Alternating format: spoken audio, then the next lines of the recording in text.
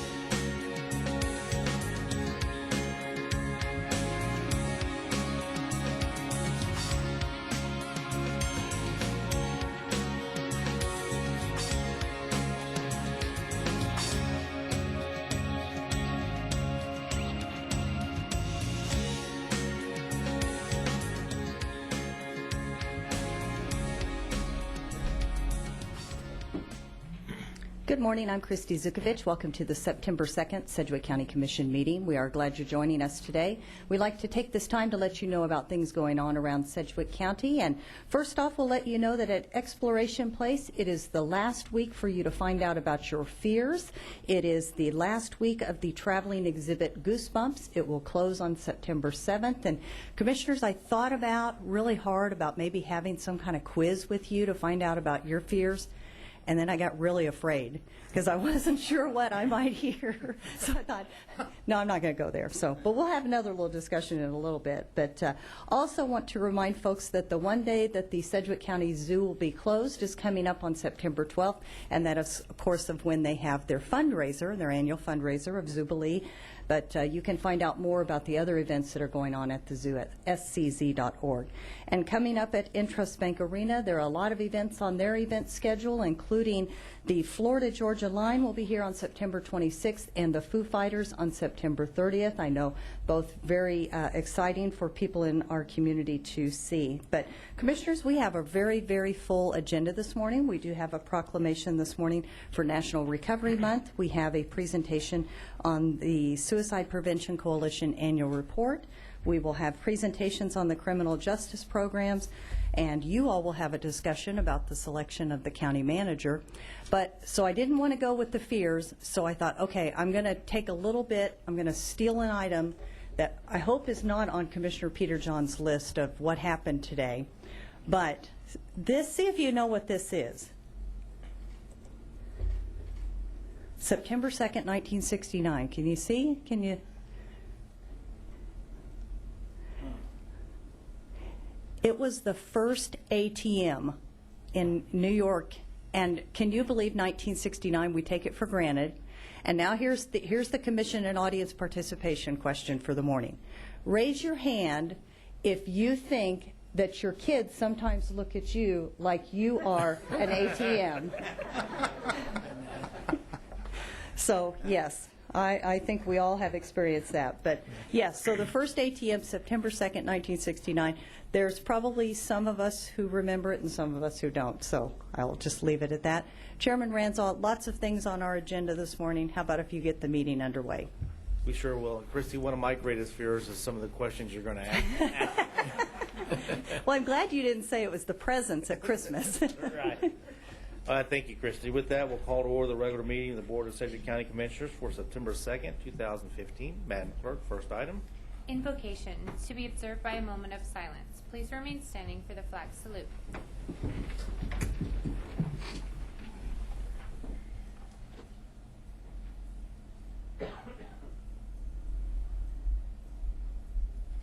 Amen. I pledge allegiance to the flag of the United States of America and to the republic for which it stands, one nation under God, indivisible, with liberty and justice for all.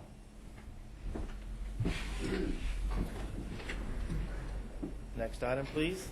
Roll call. Commissioner Unruh. Present. Commissioner Norton. Present. Commissioner Howell. Present. Commissioner Peterjohn. Present. Chairman Ranzau. Present. Next item. Proclamations. Item A, proclamation declaring National Recovery Month. Commissioners, I have the following proclamation reading to the record. Whereas the focus of National Recovery Month this September is to join the voices for recovery, visible, vocal, valuable, with a focus on bringing people together to share real-life experiences of the power of recovery from mental and or substance use disorders. And whereas in 2014 there were a total of 3,471 admissions for addiction treatment in Sedgwick County. At the time of admissions, 31% reported their primary substance of abuse was alcohol, 9% were unemployed, 10% were homeless, 30% reported having a mental health disorder, and 5% of females reported they were pregnant. And whereas ComCare of Sedgwick County promotes the social benefits of prevention, treatment, and recovery from substance use, and we applaud the contributions and dedication of treatment and service providers across Sedgwick County. And whereas 2/3 of Americans believe that treatment and support can help people with mental illness lead normal lives, Recovery Month's message is that prevention works, treatment is effective, and people can and do recover. Now, therefore, be it resolved that I, Richard Ranzau, Chairman of the Board of Sedgwick County Commissioners, do hereby proclaim September 15th as National Recovery Month.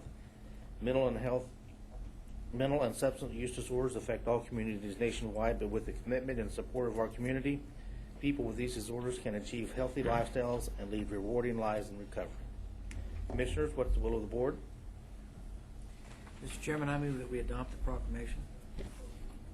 Second. We have a motion and a second. Madam Clerk, call the vote. Commissioner Unruh. Aye. Commissioner Norton. Aye. Commissioner Howell. Aye. Commissioner Peterjohn. Aye. Chairman Ranzau. Aye.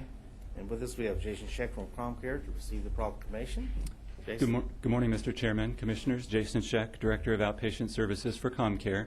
I'm here this morning for Marilyn Cook, who wanted to be here but is in Topeka and attending some meetings. Thank you very much for the proclamation. Addiction changes the brain. It really focuses the brain on that substance of choice at great cost to the individual. Oftentimes, it costs the individual their relationships, their health, jobs, their education. One national estimate of the cost of addiction to the economy was over $360 billion annually. Addiction-related brain changes can be reversed with treatment, with counseling, medication, and support. For every dollar spent in addiction treatment, the community saves $4 in healthcare costs and $7 in public safety costs. This year, ComCare expanded access to addiction treatment in our community through a partnership with the Substance Abuse Center of Kansas, or SAC. Since opening a new sobering unit in February and a new detox unit in May, we've served 298 individuals, often referred by law enforcement, the hospitals, or maybe themselves reaching out for help. And those admissions and those services have been critical in helping us reduce our admissions to the state hospital at Osawatomie.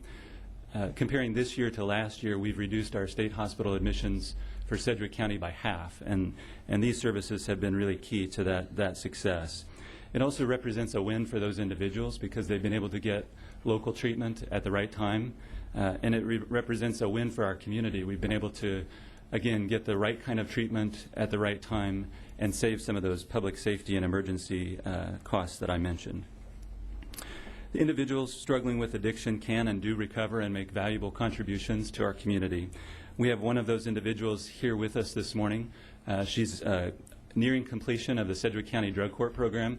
As you know, the Sedgwick County Drug Court Program is a program that you fund. It's operated by Corrections, and the treatment services are provided by ComCare. Before I introduce Jennifer, I also wanted to recognize that Judge Flegel is with us this morning. Judge Flegel is the drug court judge, and we appreciate his support of that program. I'd like to welcome Jennifer Roscom, who is a drug court participant, and she's going to talk about her lived experience with recovery. Welcome, Jennifer. Thank you. Good morning. I hope you folks can bear with me because I'm not the best speech giver. My name is Jennifer Roscom. I am a recovering addict. I have battled with addiction since I was 12 years old. I am currently 32. At one point in my life, addiction pretty much cost me everything. It cost me my family, my husband, my kids, the trust of everybody around me. I had no aspirations. I did not care what happened to me.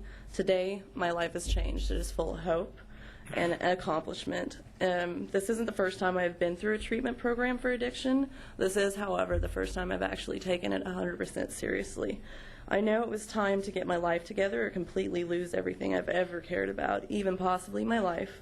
When I was in treatment in the past, I only complied enough to get through the program. So I knew that it wasn't going to be permanent. I didn't think I was going to be sober for the rest of my life. I figured as soon as I'm done with this program, I'm going to go back to using. It doesn't matter. Nothing matters. I refused to make the lifestyle choices that are crucial to sobriety. I kept my old friends and was still constantly around drugs. At one point in my life, I ended up pregnant and in jail.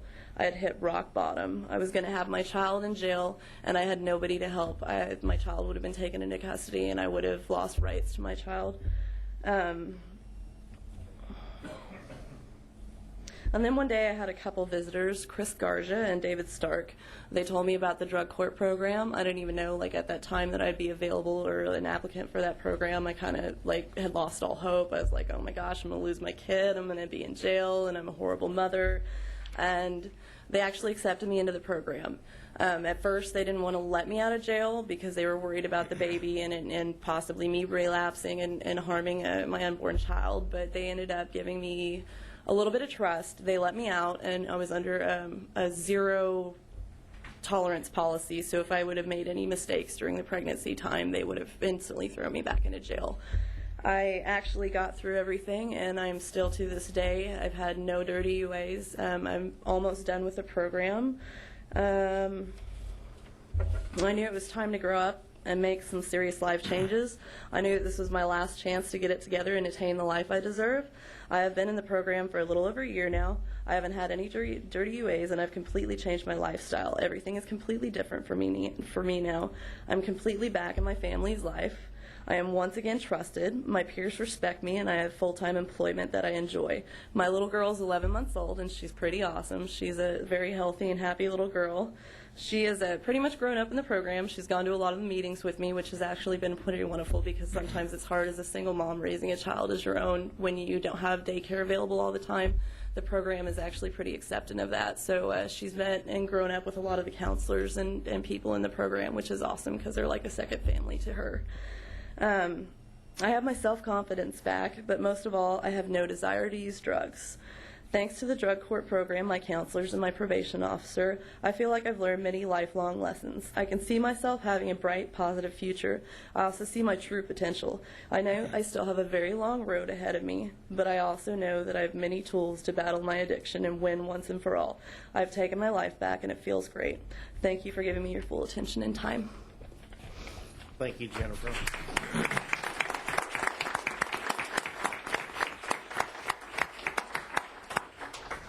Commissioner Howell. Yeah, thank you, Mr. Chairman. I just wanted to commend Jennifer. I know it's very brave to stand up before us and tell your story. I know people who have gone through a similar path that you have gone through, and I just wanted to say that get that message out there. There's hope and there's help people just need to know that it's out there. And I think when people are at the bottom, it's the best time for us to make sure that they know there's a way out of that. And I'm proud of Sedgwick County for taking a part of this and providing some of the services that you've been able to utilize. But your story is very very encouraging to me. I appreciate you taking the time to come out and share that with us. Thank you.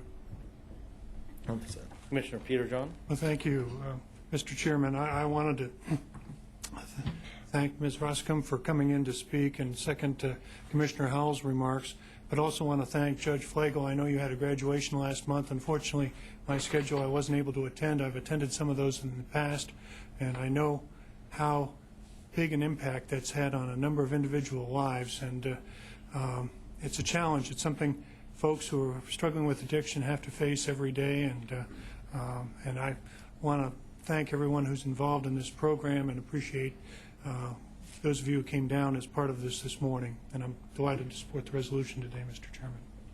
Commissioner Unruh. Thank you, Mr. Chairman.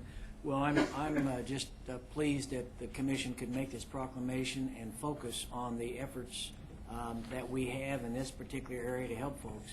I think the message that we want to continue to put out is that treatment is effective, recovery is possible, and we've seen living proof of that today. So thank you for being here. Once again, thank Commissioner Norton. I was kind of late on the switch. Well, thank you for coming today and telling your story. I know that's not easy.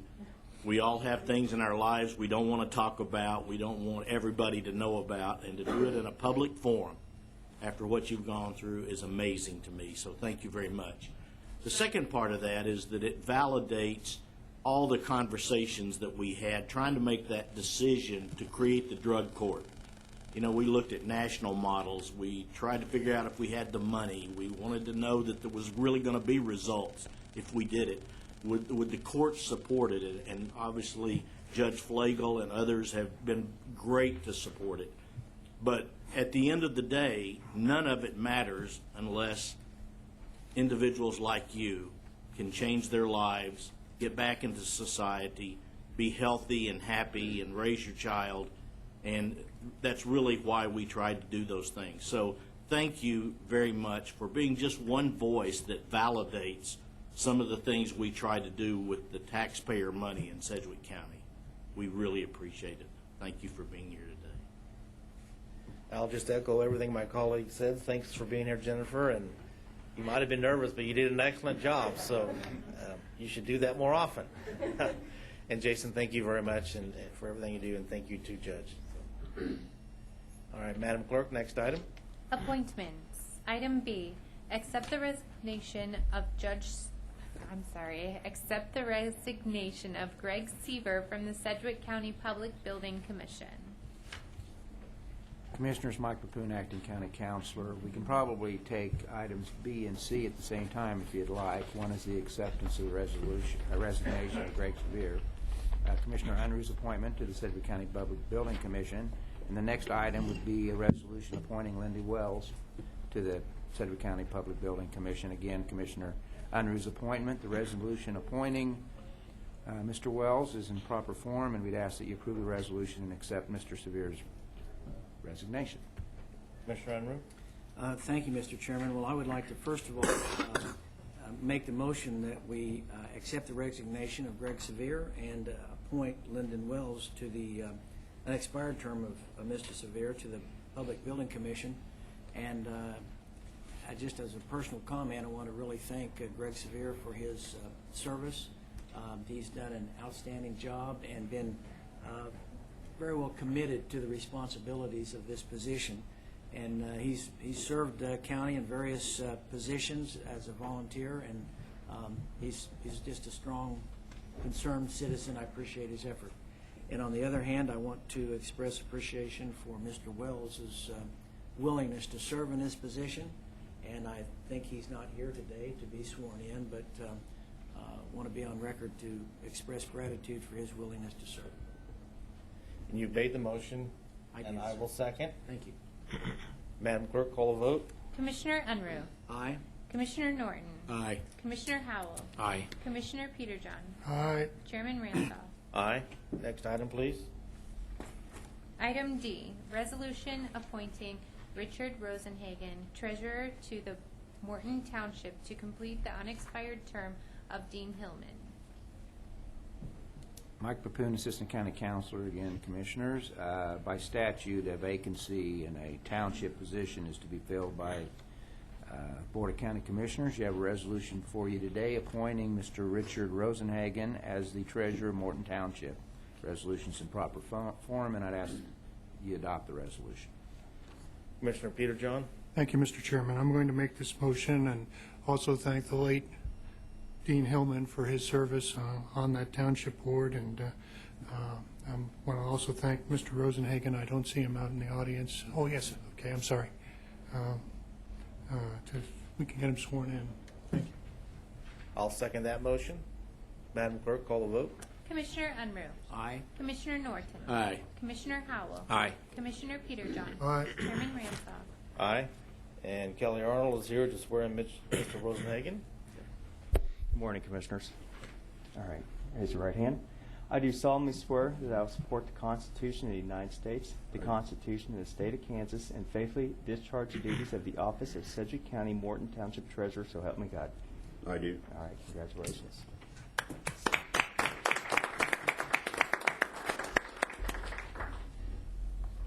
Am I supposed to say something? If you'd like.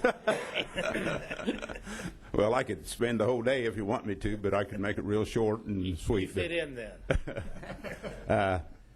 No, Dean Hillman was a close personal friend of mine, and I lived in Kingman County for up until 8 years ago, and I was treasurer for Veneta Township for right at 20 years.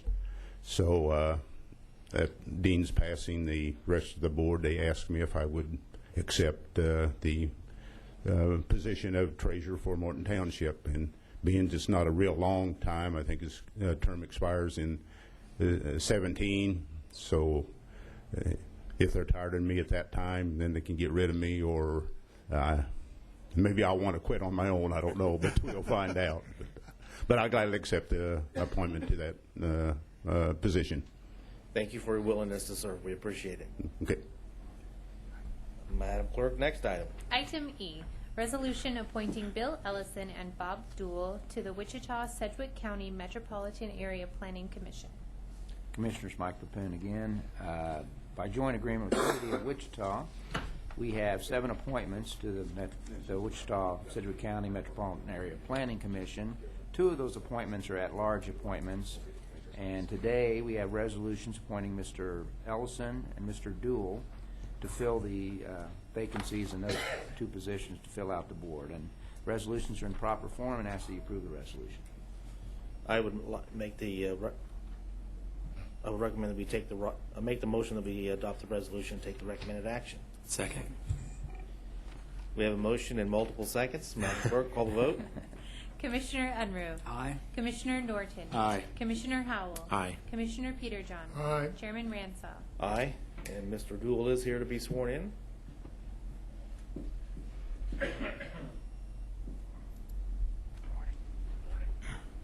All right, please raise your right hand. I do solemnly swear I support the Constitution of the United States, the Constitution of the State of Kansas, and faithfully discharge the duties of the office of Wichita-Sedgwick County Metropolitan Area Planning Commission, so help me God. I do. Congratulations. Thanks.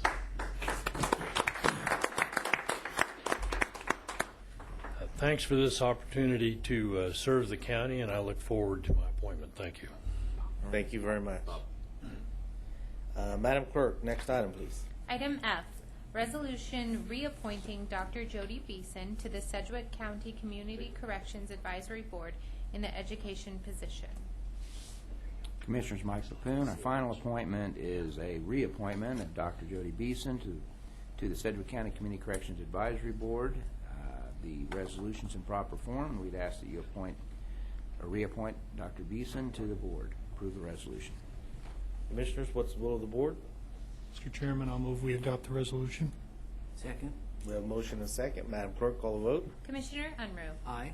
Commissioner Norton. Aye. Commissioner Howell. Aye. Commissioner Peterjohn. Aye. Chairman Ramshaw. Aye. And Dr. Beeson is here today to be sworn in.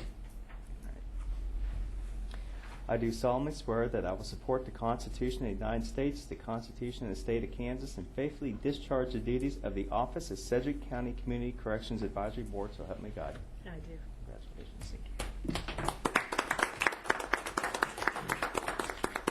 I just want to thank you for the opportunity to have yet another way that we work with Wichita State and Sedgwick County and work together to make this a better place for everybody to live. Thank you. Thank you, Dr. Beeson, for your willingness to serve. Madam Clerk, next item, please. New business. Item G, Sedgwick County Suicide Prevention Coalition 2015 Annual Report.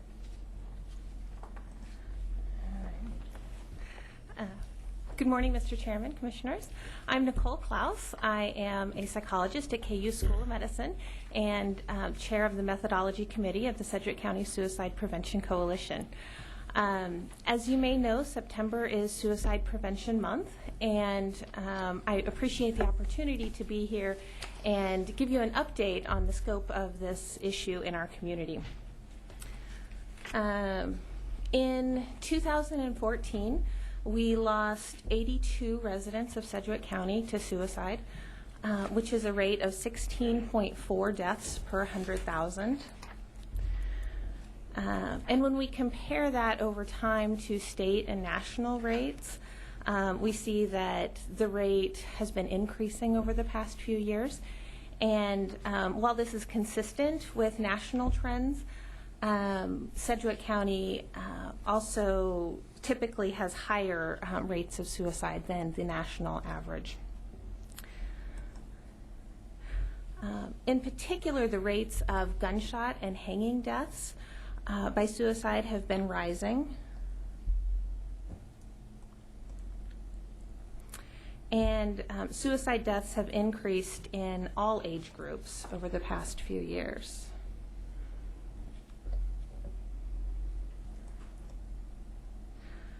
Suicide deaths are much more common in males than in females. And suicide deaths occur much more often in Caucasians than other racial groups.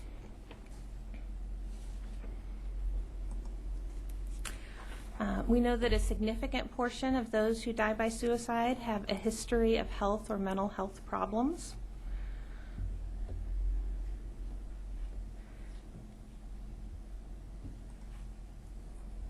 So as a Suicide Prevention Coalition, we have identified several goals to address suicide in our community. The first of which is promoting effective practices for identifying, assessing, and treating those at risk for suicidal behaviors by really looking for evidence-based approaches that we can implement in our community.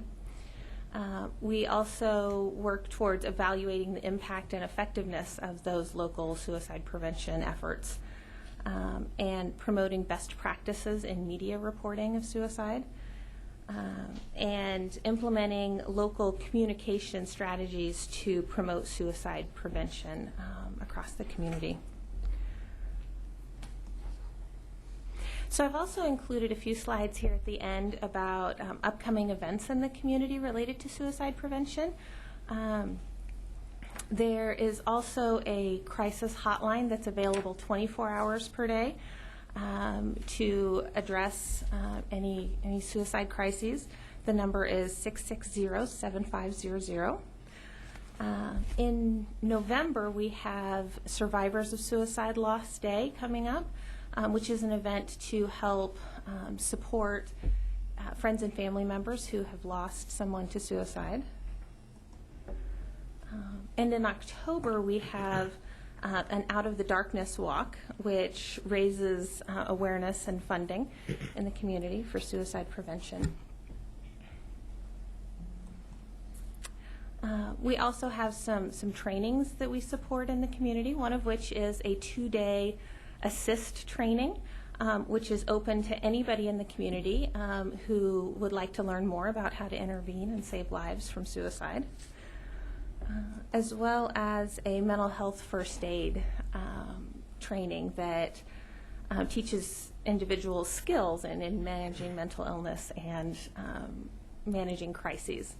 So there's a website here where training dates will be posted. The assist training the next assist training is coming up in November. And the next mental health first aid training is coming up on October 16th. So finally, I wanted to acknowledge the work of the Sedgwick County Health Department and Forensic Science Center in helping to compile the data that we have shared with you today. Thank you. Thank you. Commissioner Peterjohn. Thank you, Mr. Chairman.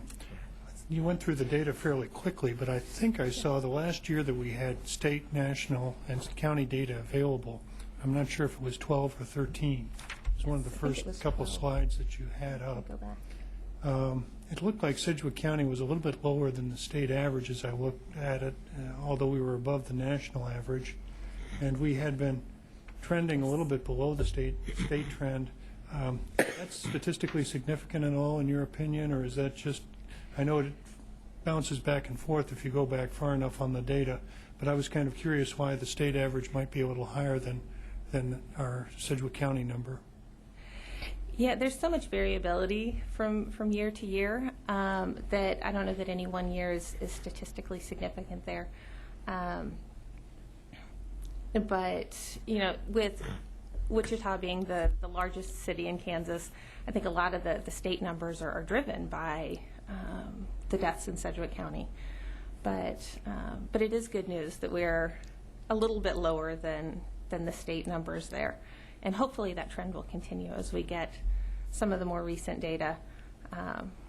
We are much more up to date on our local data than the state and national numbers. Well, the other figure that jumped out in your presentation, Dr. Klaus, was the fact that the number of elderly, we're at the front end of a tidal wave of boomers hitting.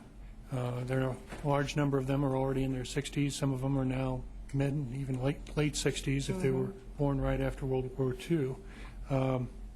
And you indicated that the elderly and people with medical problems were more prone to suicide. Could you talk about that a little bit in terms of what we're facing and how this demographic trend is likely to impact these numbers this year and in the near future? Absolutely. That's something that we've been talking about and watching as a coalition. I think the baby boomer generation is going to affect all aspects of health care in the coming years, including mental health and suicide. So I think it's going to be important to make sure that we have resources in place for those individuals as they age. Well, I noticed that people who were having other medical problems that were more likely to turn to suicide as a way of, if they felt like there was no easy or other way out, and it's had some surprising implications in other areas. But I, you know, if there's a special way, because we do a lot of programs with the aging, and to tie this in any way, shape, or form. I know it's kind of a little bit of an overlap, even though they're both our aging programs as well as our ComCare and suicide prevention services are separate departments here at the county, but there is an overlap, and I think it might be Jason, you look like you might have a comment, and I'd certainly welcome any thoughts you might be able to bring forward with this interesting data. Sure. Jason Scheck, Director of Outpatient Services with ComCare. I did want to mention that ComCare has a collaboration with the Aging Department. It's called the Community Assessment Program for Seniors, or CAPS, and that's for anyone age 60 and older who's at risk of developing mental health concerns. And what we provide there is outreach to somebody who's willing to talk with us, but outreach in the community at no cost to the older adults, where we visit with them about potential mental health concerns and make sure they know how to access and get referred to the treatment that they need. And I think that's, to access that program, that would be through calling our crisis hotline at 660-7500. Anybody in the community can refer to that. So I think that's one example of how we're working to reach that older adult population. Thank you. Commissioner Howell? Thank you, Mr. Chairman. I have a, excuse me, I have a couple of questions. Is it Dr. Klaus? Am I saying that correctly? Yes. Thank you for being here. Good report, by the way. And I'm just curious about a couple of trends. I hear news stories about increases in suicides amongst our military personnel. Can you speak to that? Is there any trending you can see in Sedgwick County that's happened over the last, say, 5 or 6 years? We don't currently have those data, and that's one of the things we've been working with the Forensic Science Center and the Health Department on is gathering additional data about who these individuals are in our community that are dying by suicide so that we can better target those populations. But we do know that nationally suicide in the military population is a concern. So do you know if it's trending up or down, or there's not any information there? Do you know off the top of your head if there are trends? Okay. I will say that the VA is one of the participants in our coalition, and they're actively monitoring that, and they're collecting their own data. But as Dr. Klaus mentioned, we don't have, of the 82 deaths that were reported last year, we were not collecting military history as a data point. So we are working towards that and collecting other data points so we can better understand who these folks are that are dying by suicide. So just for clarity, does the 82 deaths, does that include military people that are committing suicide? It includes anybody who dies in Sedgwick County. Okay. Yeah. Is there any correlation with respect to the economy or unemployment? Is there any studies out there that to try to determine whether there's correlation in these factors? It's hard to tell because there are so many factors that are associated with suicide. Okay. But certainly we can see the rising trend over the last several years as there have been economic difficulties in our community. So I think that's a reasonable hypothesis. We just don't have the data. So there's no data necessarily to back up the theory there. I'm also curious, if someone contacts the hotline, can you describe what happens next? Let's say someone is contemplating suicide. Are they going to be apprehended and taken into custody, or what's going to happen to that person? Can you describe that? Sure. So our crisis hotline is staffed 24 hours a day by trained professionals at ComCare. So our main job in answering that crisis hotline is to listen and understand what that person needs. The vast majority of folks that call that number are reaching out for help, and studies have shown that people who call crisis hotlines do experience a decrease in suicidality, not just in that moment, but over time. As we call and follow up with those folks, the crisis hotline interventions really do have an impact. So no, we don't go apprehend people who call the crisis hotline. We do, if somebody has attempted suicide and then called us, we do work with emergency responders to rescue that person, but our main goal is to make sure the person gets help. It could be talking with them on the phone, referral to resources in the community, or inviting them to come in to our center voluntarily. It's really only after we've exhausted everything and as a very last resort, when there's immediate danger, that we would call 911 and work with them on a rescue plan. And I think it's important because I think that some people may not realize what would happen, and it may cause them to be a little bit reluctant to call, knowing that they can get some counseling or get some encouragement, and not necessarily have to deal with emergency personnel, taking them into custody. So I think that's really important. And I guess my final question would be this: if they have a history with calling the suicide prevention hotline, is that creating any type of a permanent record or stigma that would follow them into their future indefinitely? Well, folks are welcome to call the crisis hotline anonymously, so they don't have to identify who they are. And for the folks that we know, so at times current ComCare clients call the crisis hotline for support or because they're experiencing thoughts of suicide. We document those in our medical record, but that is protected information and is a confidential record of the call for folks who are open to our services. All right, that's all my questions. Thank you, Mr. Chairman. Thank you, Commissioners. What's the will of the Board? Mr. Chairman, I would make a motion to receive and file this report. I'll second that. Madam Clerk, call the vote. Commissioner Unruh. Aye. Commissioner Norton. Aye. Commissioner Howell. Aye. Commissioner Peterjohn. Aye. Chairman Ransall. Aye. Thank you, Dr. Klaus and Jason, very much. Madam Clerk, next item, please. Item H, quarterly interest bank arena reports. Good morning, Commissioners. Ron Holt, Acting County Manager. This report we would have normally done in August, but due to the budget discussions on the date the report was going to be presented, we're here today giving you the second quarter 2015 report and year-to-date June report on the arena. The goal, of course, established by the arena is to have a 15,000-seat basketball venue in downtown Wichita owned by Sedgwick County, operated by SMG. We continue, or we will continue to have this slide as a part of our presentation just to make sure we don't forget where we've come from with this plan. And we're going to speak specifically to these items in today's report.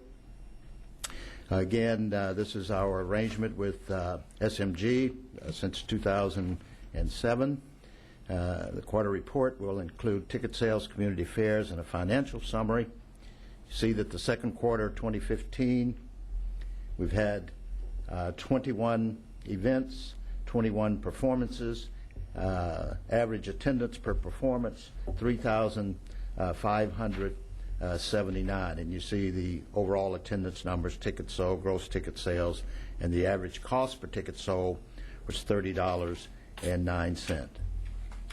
Year-to-date June, the 37 events, 56 performances for 3,832 per performance. Again, you see the total attendance, tickets sold, gross ticket sales, and the average ticket cost per ticket sold is $29.88 year-to-date June.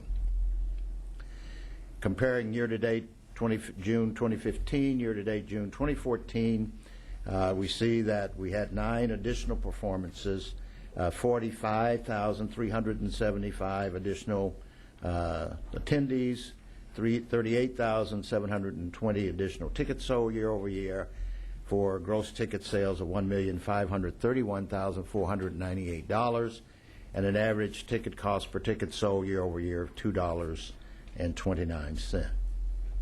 Second quarter 2015 community affairs. Net employee wages and benefits, $667,601. Employment range between 38 and 41. Full-time employment, part-time employment, 300 range between 344 and 362. Year-to-date June, net employee wages and benefits, $1,354,744. Again, full-time employment range from 37 to 41. Part-time employment had a range of 344 to 374. Year over year, June 2015, June 2014, you see that the difference in the wages is a positive 23,617, and you see those differences in employment. They stay pretty much the same range from year to year. Second quarter 2015 community affairs, the total number of community groups volunteering in concession stands, second quarter 2015, 51. Amount paid to those groups, $57,527. The spending with Sedgwick County and Kansas companies for the second quarter, $1,111,891 and some change. Sales tax paid, $128,713.76. We had 4 arena tours or presentations during the second quarter, 9 local events or activities that the arena sponsored or held during the second quarter. Year-to-date June, the 125 groups volunteering in concession stands. Again, some of those groups are repeats. These are not individual and separate groups necessarily. The amount paid to those community groups, $216,038. Spending with Sedgwick County and Kansas companies, $1,986,297.51. Sales tax paid year-to-date June 2015, $616,402.14. The area arena presentations or tours for the first 6 months of 2015, 22. Local events or activities for the first 6 months, 19. Looking at this report year over year, June 2015, June 2014, we had 12 more groups that were involved, or at least had opportunities, 12 more opportunities for groups to be involved, 2015 versus 2014.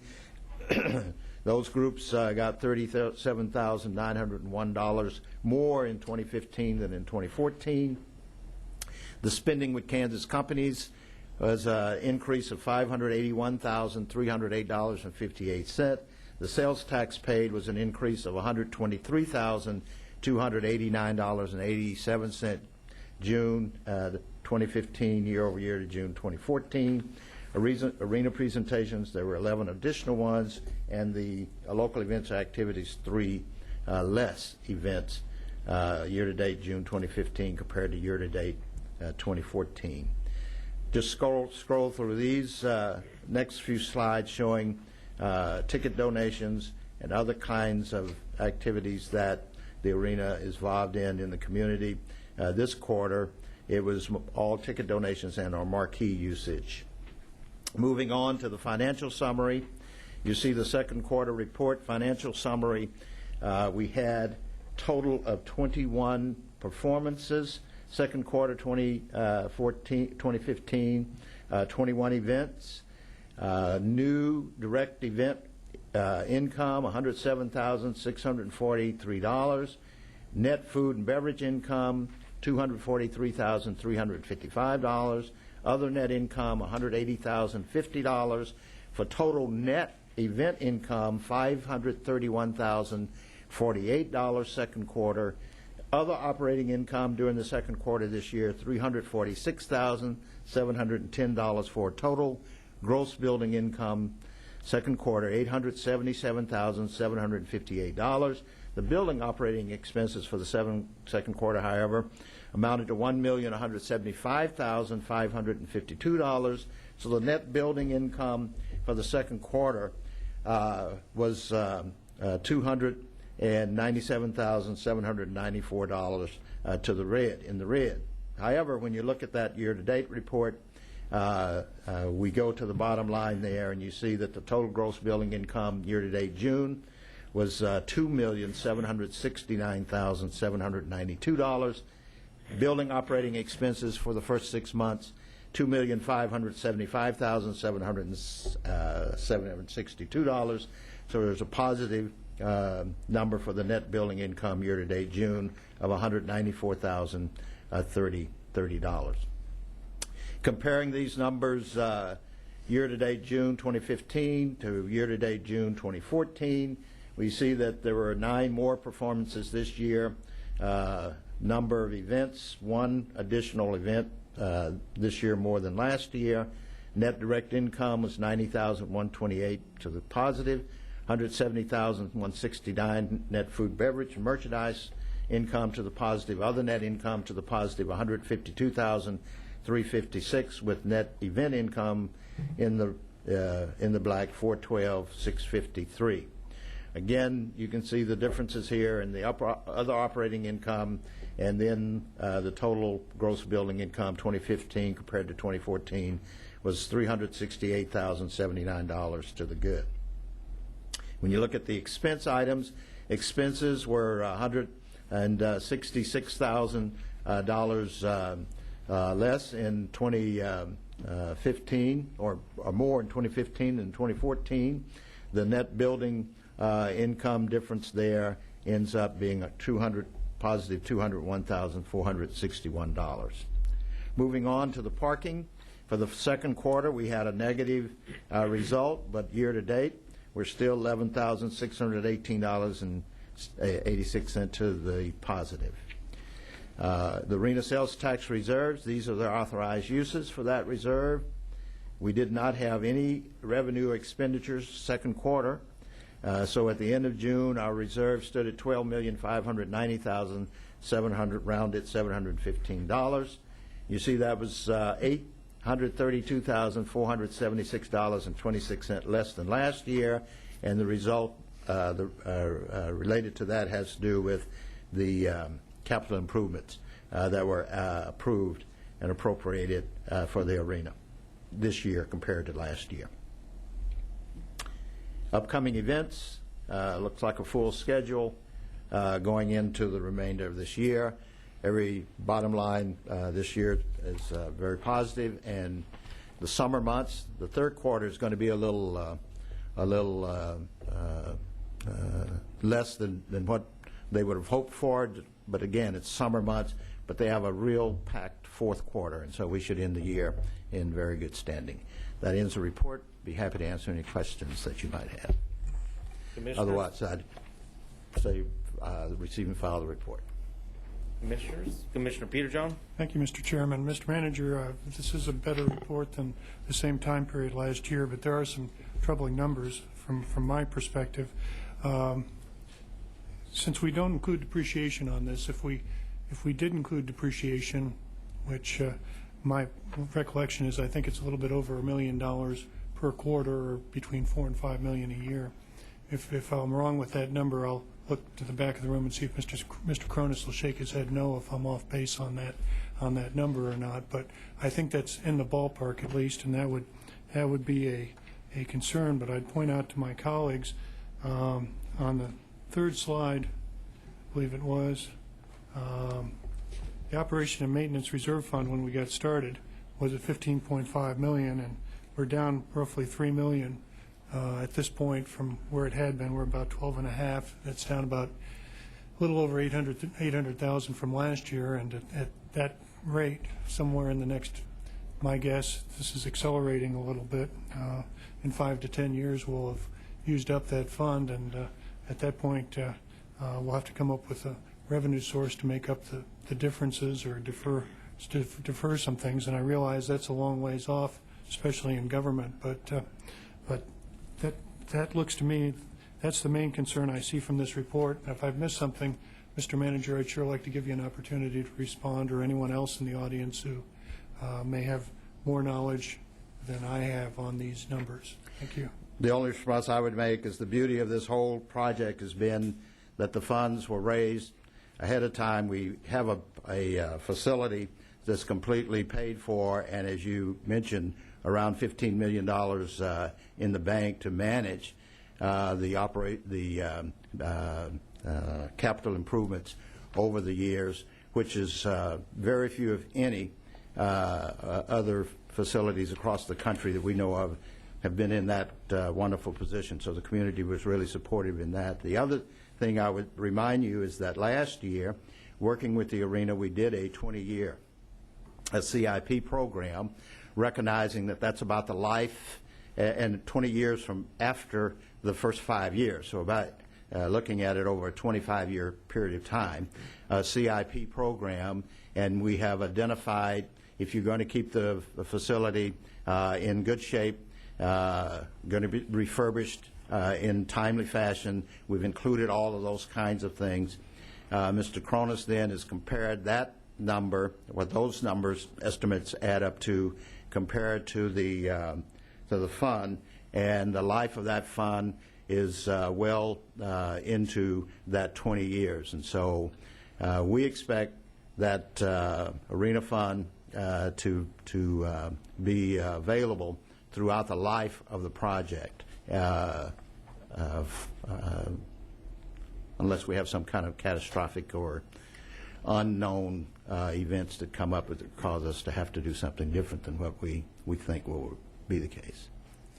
Well, Mr. Manager, I appreciate putting the whole arena project in context, because it's been a tremendous community resources in a lot of ways. They've got some great events coming up later on this year, and the folks out at the arena have done a good job in a variety of ways, although you're right that we did revise the agreement on how we're operating, and I think that may be reflected in some of these numbers, and in fact our O&M reserves as of the end of the second quarter are down from 15+ million to 12+ million. So it's something I'm going to be watching going forward, and and I think it's significant and wanted to get it on the record this morning. Thank you, Mr. Chairman. Commissioner Unruh. Thank you, Mr. Chairman. Well, I'd like to highlight again information that's on slide 16 and compliment AJ and the folks at Interest Bank Arena for their great job in collaborating and coordinating with community groups. 125 community groups that you worked with and paid them $200-some thousand and spent also with Kansas companies almost $2 million. And I think that's an important thing we need not overlook on how the impact it has wider than just arena operations. So thanks for your working with local folks. Commissioner Norton. Well, finally, you know, our arena has been ranked very, very high through Polestar and many of the ranking agencies for a venue of its size. We're very proud of that. I think they've won 2 or 3 awards for their social media outreach out into the community, and I think that's dramatic. And finally, I'd like to congratulate AJ for being selected to the Chamber Leadership Program. I think that tells that he's involved in the community, that our leader of the arena is highly respected, and he's pretty connected to the community. And I think that's something we should be proud of, too, also. So congratulations, AJ. And just for the record, Mr. A.J. Bileski, the SMG General Manager, is here with us today. Thank you, Ron, very much. Commissioners, what's the will of the board? Mr. Chairman, I move we receive and file the report. Second. Madam Clerk, call the vote. Commissioner Unruh. Aye. Commissioner Norton. Aye. Commissioner Howell. Aye. Commissioner Peterjohn. Aye. Chairman Ransoff. Aye. Next item, please. Item I, a resolution authorizing the offering for sale of general obligation refunding and improvement bonds, Series A, 2015, of Sedgwick County, Kansas. Good morning, Commissioners. I'm Chris Cronus, your Chief Financial Officer. The resolution that's before you authorizes the competitive sale of general obligation bonds to be held on October the 21st of this year. It approves the form of the notice of bond sale that is attached to the resolution.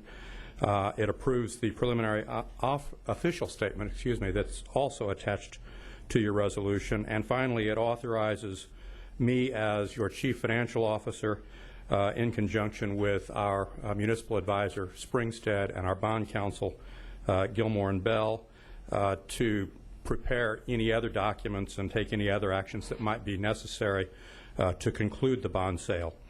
The sale that we are talking about is intended to provide funds to provide permanent financing for a variety of county projects, all of which have previously been authorized by actions of the Commission, and additionally, previous actions of the Commission have declared your intent to finance these projects with bond proceeds.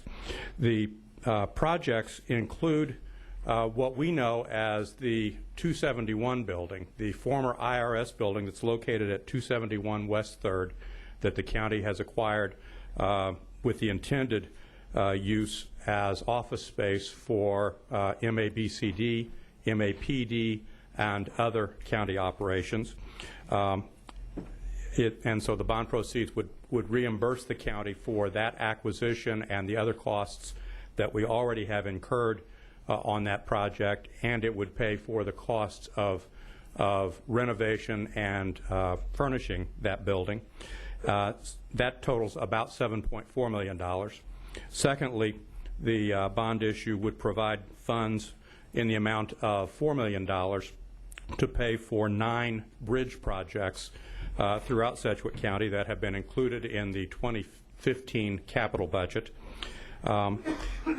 And then third, this bond issue would provide approximately $2.1 million of proceeds that would refund bonds that the county originally issued in 2006 for the purpose of paying for road projects and special assessment projects. The bonds that are to be sold for what in the legal documents is termed the courthouse complex, that is the 271 building, those bonds as I said, will be used to reimburse the county for costs that it already has incurred and then pay the additional costs of renovation that are planned for that building. Now, as you know, there continues to be some discussion about whether or not we want to actually use that building for MABCD and MAPD. We have issued a request for proposals to offer alternative space for those two departments.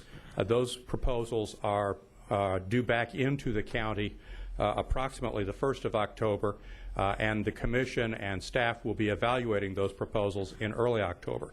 To the extent that the County Commission decides to change the plans with regard to the 271 building, the amount of bonds that we actually sell to finance that project on October the 21st will be altered so that we only sell the bonds that we need for whatever costs the County Commission has determined we actually want to incur. The new money financing, that is the bonds that are sold for the 271 building and the bridge projects, will add $11.6 million of new debt to the county's balance of outstanding general obligation debt, and that new debt will increase the total to slightly above $137 million at the end of 2015. The new debt is expected to carry a true interest cost of approximately 2.9%.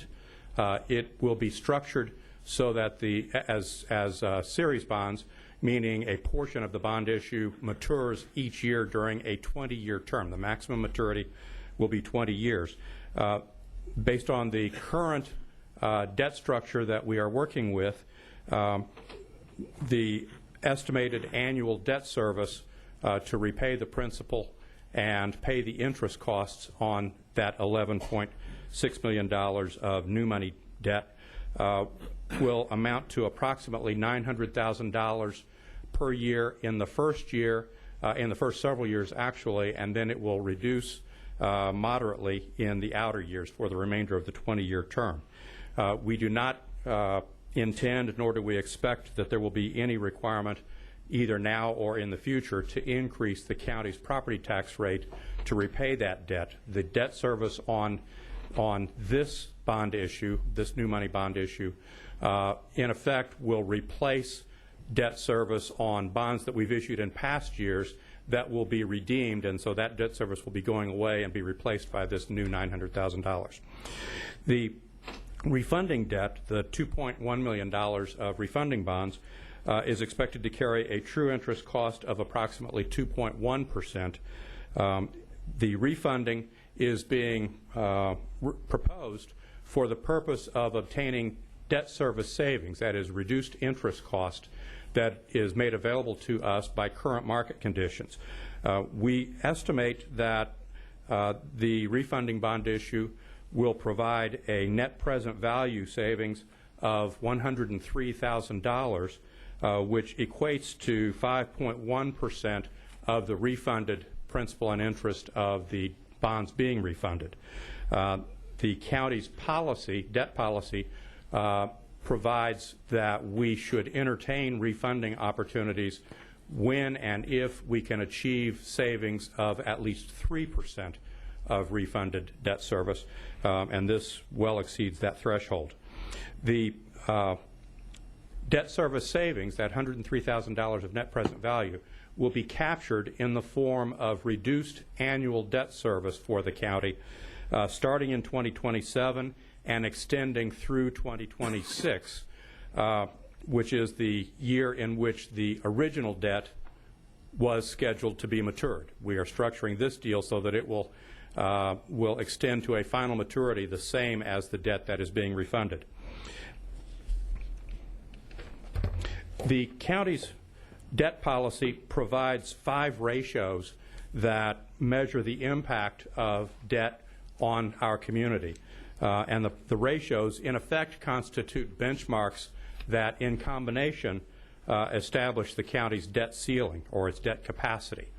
The policy specifies that we will not incur debt if the amount of debt that we have outstanding would exceed 3 or more of those 5 ratios.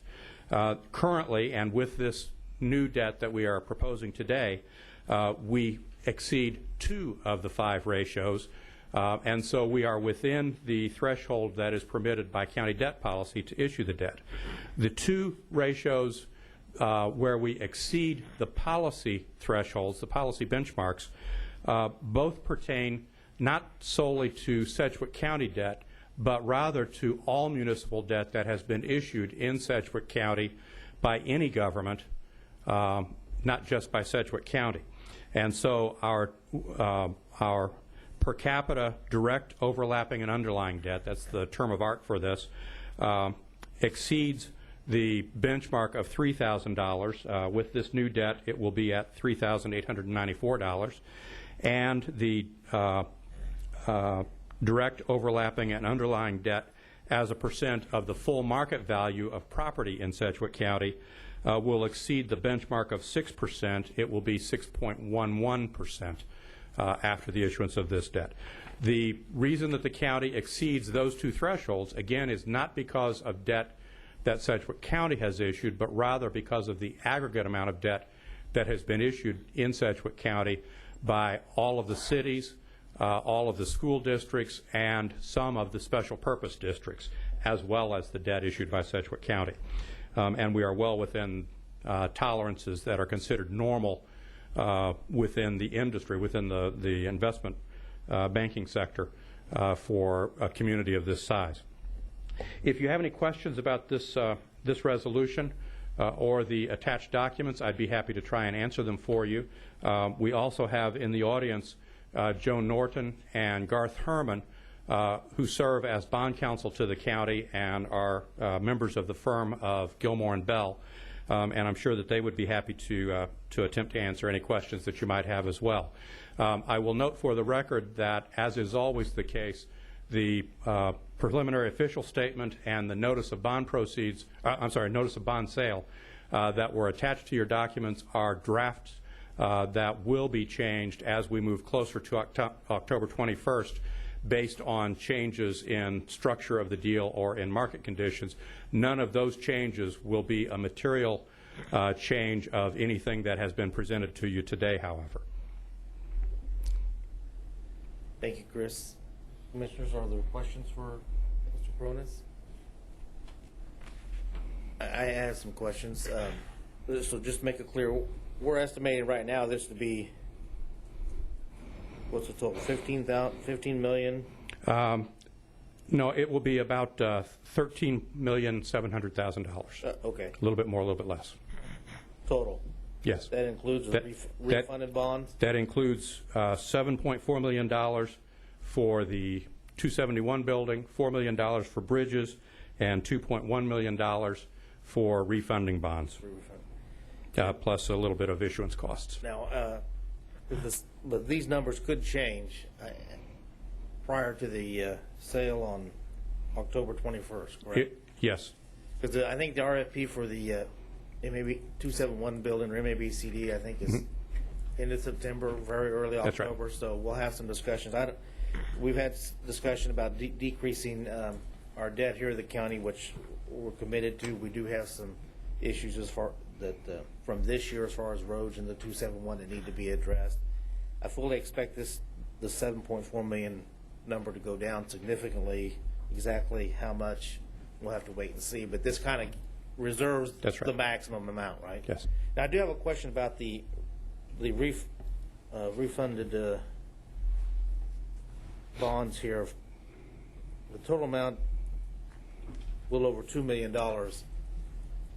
Now, couldn't we just pay those bonds off ourselves and then pay ourselves back that money over time, and instead of spending the money on the interest?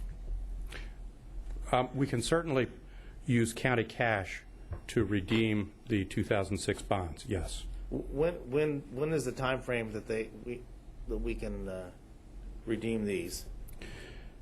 The call date for the, I'm sorry? August of 2016. August of 2016. August. So we're going to. issue the bonds now, and in August of 16, That's right. we'll pay off the existing debt, and we'll still have this debt. Yes. Okay. Have we analyzed cost benefit of paying these off with cash, and then instead of paying principal and interest to somebody else?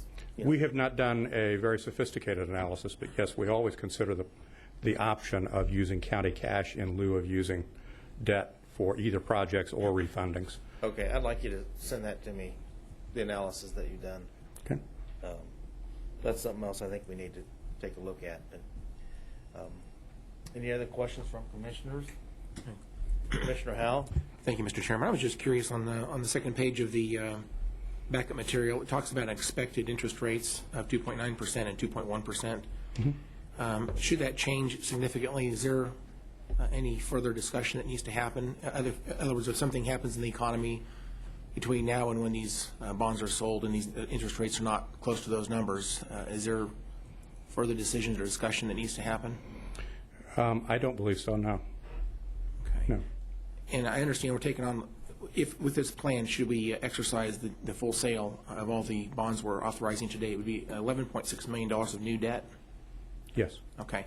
What would be the expected, if you can guesstimate, an expected total interest cost? If we did exercise the full $11.6 million, what would be the expected cost of that interest on that total bond sale at those rates that you have listed? If you can bear with me for a second, I think I can answer that question.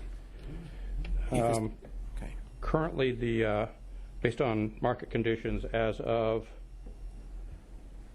August the 21st, when this analysis was run, we estimate the total principal and interest cost on that will be $14.6 million. So the interest cost alone would be just a little over $3 million. All right. Thank you. Thank you. That's all I have, Mr. Chairman.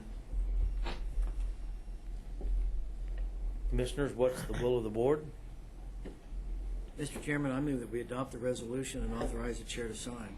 Second. We have a motion and a second. Any discussion? Commissioner Howell? Thank you, Mr. Chairman. I just wanted to make a couple of quick comments.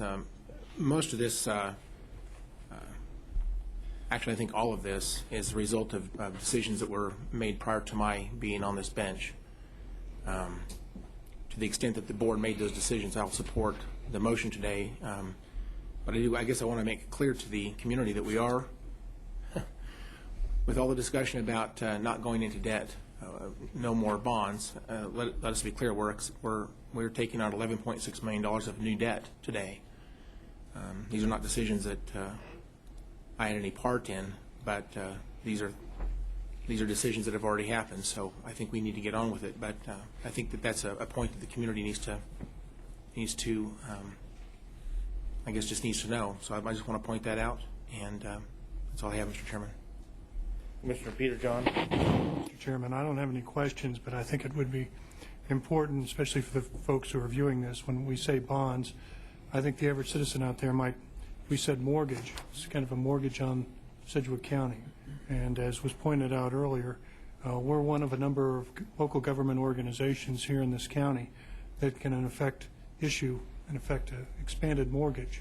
We can discuss whether this is the 32nd or the 42nd or the 99th mortgage that's being put here, and whether it's not only by the county but by all the other local governmental institutions. And the fact that we've got a situation where our aggregate numbers are kind of outside the boundaries that the goals that we've set for ourselves, I think is troubling, even though Sedgwick County's percentage of the whole is well within the limits and I think within the means. But it is a concern, and when people hear the word bond, they ought to think, especially if they're a homeowner or own property and they have a mortgage on it, to think of, when they think of bonds, to think of mortgages. And so that's what we're proceeding with today, and we've got to make a decision how to proceed. And in this environment, I do plan to support this, although I do want to try and work in a situation where we have a stronger county debt policy in the future. Thank you, Mr. Chairman. Thank you. I'll echo the comments of my colleagues. I'll be supportive today that $11.6 million in new debt is the most we'll acquire under this particular action. I'll be working in the meantime to try and reduce that significantly. I think that we'll be able to do that. And hopefully we can change that in the future. Madam Clerk, call the vote. Commissioner Unruh. Aye. Commissioner Norton. Aye. Commissioner Howell. Aye. Commissioner Peterjohn. Aye. Chairman Ransah. Aye. Madam Clerk, next item, please. Item J, a resolution requesting the Sedgwick County Public Building Commission to proceed with the sale of refunding revenue bonds for the purpose of refunding the PBC's outstanding refunding revenue bonds, Series 2003-2, declaring an intent to enter into a supplemental lease with the PBC relating to said refunding revenue bonds and making certain findings regarding offering documents related thereto. Commissioners, in 1997, the Sedgwick County Public Building Commission issued bonds in the amount of $16,700,000 to provide a portion of the cost of the Exploration Place Science Museum. The 1997 bonds were refunded by the Sedgwick County Public Building Commission in 2003, and that refunding was performed for the purpose of reducing the debt service cost of the PBC and the corresponding lease cost of Sedgwick County in its budget. Now, some 12 years later, market conditions are such that we have a second opportunity to refund the debt and obtain debt service savings. And so the action that's before you is a resolution that requests the Public Building Commission to proceed with this refunding in an amount that we estimate will be just a little over $7 million, provided that they can do so in a way that satisfies several terms that are established in the resolution. One of those terms is that the present value savings associated in the refunding that they structure must exceed 4%. As I said in the prior presentation, the county's debt policy sets a target of at least 3%, so we are establishing a goal for the PBC to exceed even that as a condition of them proceeding with this sale. Secondly, we are requiring that the debt service requirements of the bond issue that the PBC sells must be essentially level over the term of the debt. We don't want to have the debt structured in a way that the savings are heavily front-loaded so that costs are low in the initial years, but they rise dramatically in the outer years. Finally, we are requiring that the PBC structure the deal so that the maximum maturity of the refunding bonds is not longer than the maximum maturity of the 2003 bonds that are to be refunded. And that maximum maturity is 2022. So if the PBC can satisfy those conditions, and we are confident that it can, then this resolution that's before you requests that they proceed with that bond sale. Secondly, this resolution says that if the PBC satisfies those terms and successfully sells the bonds, the County Commission agrees to enter into an amended lease with the PBC through which the county will pay the debt service to the PBC that it in turn will use to repay its debt.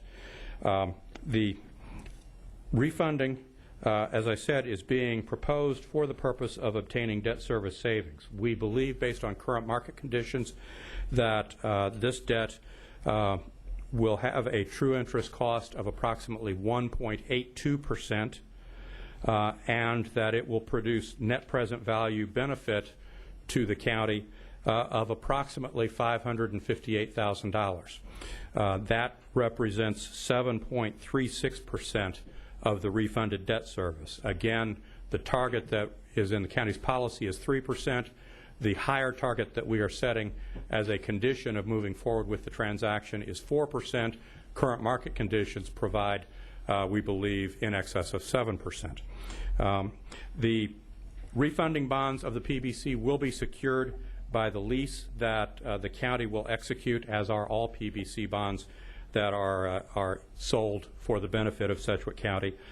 Through that lease arrangement, for people who are watching and may not understand how this transaction works, the county's PBC will sell the bonds.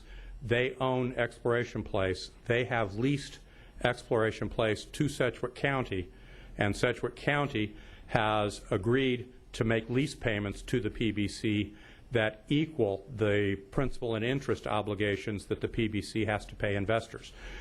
Through this refunding, those payments will decrease, and so we will do an amended lease that continues to assure the PBC and its investors that the county will pay the lease, and the PBC will have a revenue stream to pay its debt service.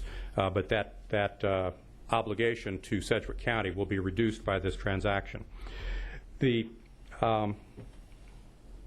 Once again, the county's debt policy provides 5 ratios that measure the impact of the county's debt on the community. And as I said in the prior presentation, those 5 measures currently are exceeded in 2 instances, and I've already described those 2. The other 3 instances where we are well below the thresholds that are established in the county's policy all pertain to debt that has been issued by Sedgwick County.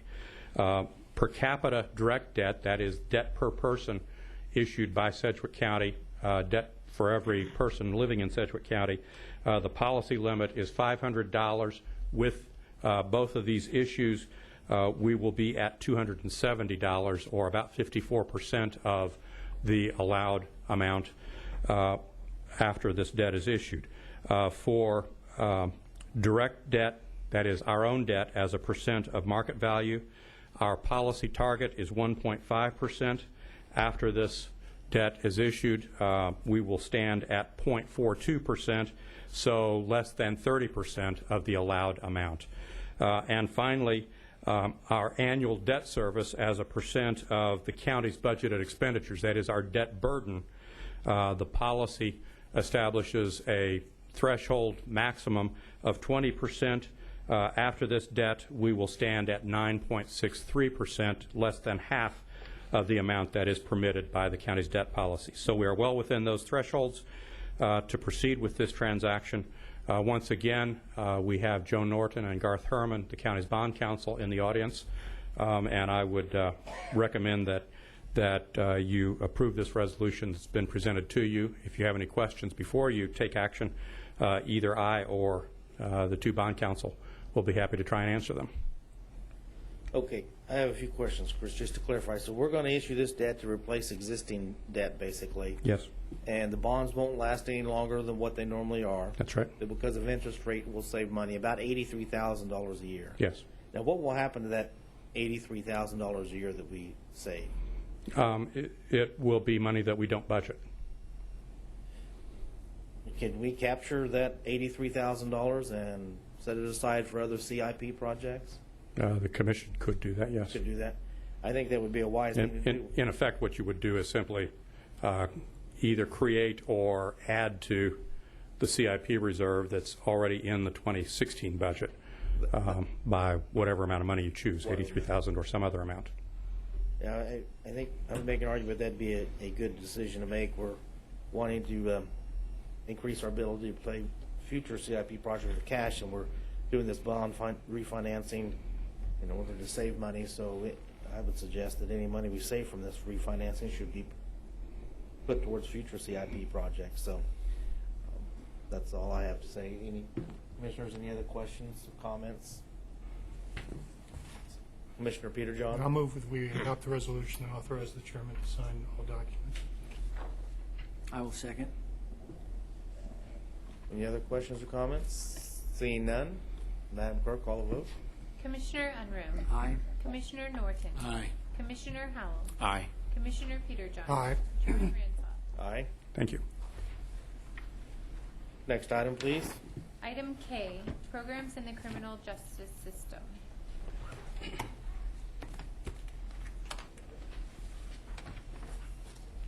Good morning, Commissioners. Marvin Duncan, Public Safety Division.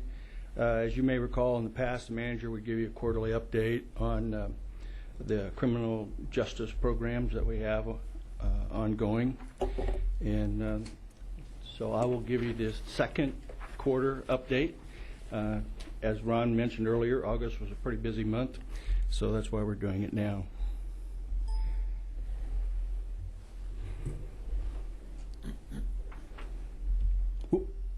Too bad. Here's the average daily population for bookings and detention and work release in out of county.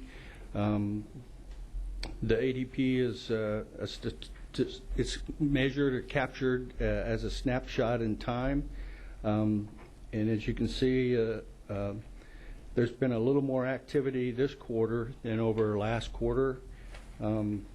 However, work release remains steady in that program.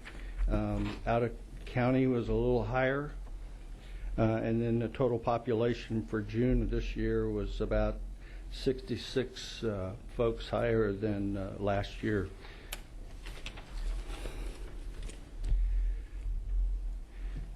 This chart compares the number of people who only have charges from the arresting agency and the number of people who have charges from multiple agencies.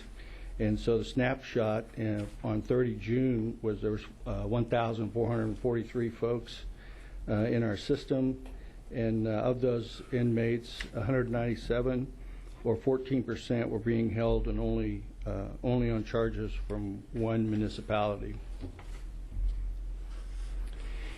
Here's the municipal inmate hours just for the city of Wichita, and down from the previous year, but those hours in June, at the end of June, were 111,000 hours, just a little bit over 111,000 hours. Here's a quick look at bookings versus releases. They were down slightly over last year. Same thing with releases. They were also down. This slide will give you the average length of stay, and then that's the top gray line. It ticked up a little bit in June, but nothing to be alarmed at just yet. And then that also drove the red line, which is bookings and housing combined. Obviously, with bookings calculated in there, a lot of folks don't go on to jail, they're released. So there's a larger number of population when you add in the bookings. Average length of stay in June was down a little bit over the previous month.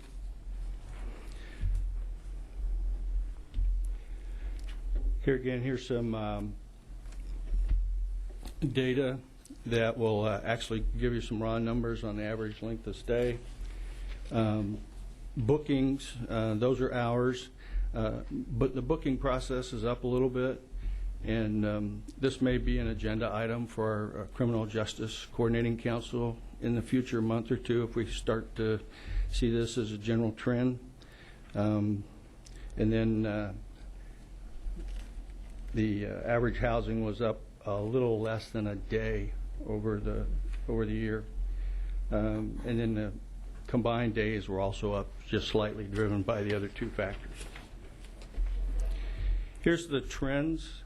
We're up just a little bit in the overall total, about 44 folks, exactly 44 folks, and but we'll again, the council will be watching these numbers and looking for future trends. You also see on there the detention ADP, out-of-county ADP, work release, and bookings. Here's the jail population with all those things included. We just talked about it. It did hop up a little bit, but the trend line over the years is we continue to work it hard, and the trend continues down. Adult supervision. These are the county-funded alternative programs. These are good to see them up, and most of them are up slightly, except for DA diversion, and it's right on course to what they usually have. Adult supervision snapshot. These are the other funded areas. As you can see, the city of Wichita. Most of these are up as well. Probation, Wichita probation was up significantly over last year's trend. Nothing to be very concerned about there so far. These are the BICE holds. The snapshot in June. Some of these slides have July data in them, but at the end of June, we had 6 BICE holds. Felony inmates, I know we like to look at those. Those were down over the previous couple of months. And then here's the data on the long-term inmates that have been in jail for a year or longer. 73 on the snapshot date, and that just lists where they were housed and their status. That completes that quarterly review. If there are no questions, I would ask that you would receive and file the information. Commissioner Peter-John.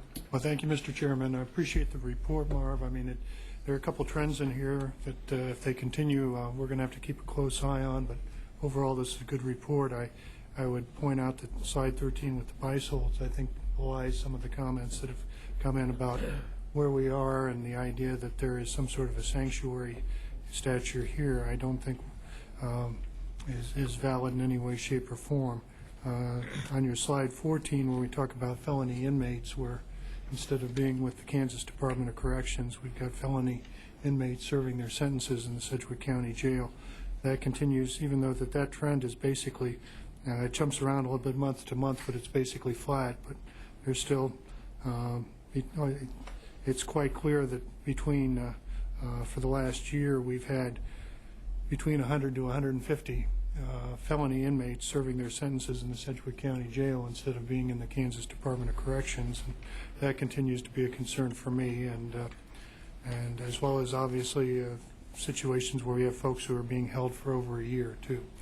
I just wanted to get that on the record this morning, Mr. Chairman. Thank you. Marv, normally this report has a slide with the municipal inmates, divided between all the cities. Do you have that data? I don't have it, but we'll certainly get it. We'll look for it. Go ahead and get that and send that to us. And okay. I would put that back into this presentation, if possible. Yes, sir. Commissioners, what's the will of the board? Commissioner Peter-John. Thank you. I move we receive and file. Second. The motion and a second. Madam Clerk, call the vote. Commissioner Unruh. Aye. Commissioner Norton. Aye. Commissioner Howell. Aye. Commissioner Peter-John. Aye. Chairman Ransall. Aye.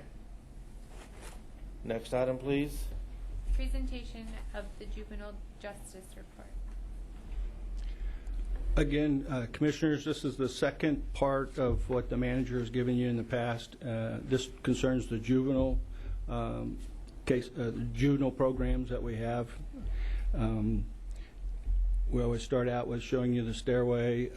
This is the Juvenile Justice Services Continuum. These are the prevention programs that we're involved in. The secondary program served almost 1,000 youth so far in 2015, state fiscal year 2015. And then the tertiary programs listed on this slide served 1,255 youth in the state fiscal year of 2015. Here's what is going on in the Juvenile Intake and Assessment Center. As you know, most of the juveniles are brought to JIAC by law enforcement because they're suspected of some illegal behavior.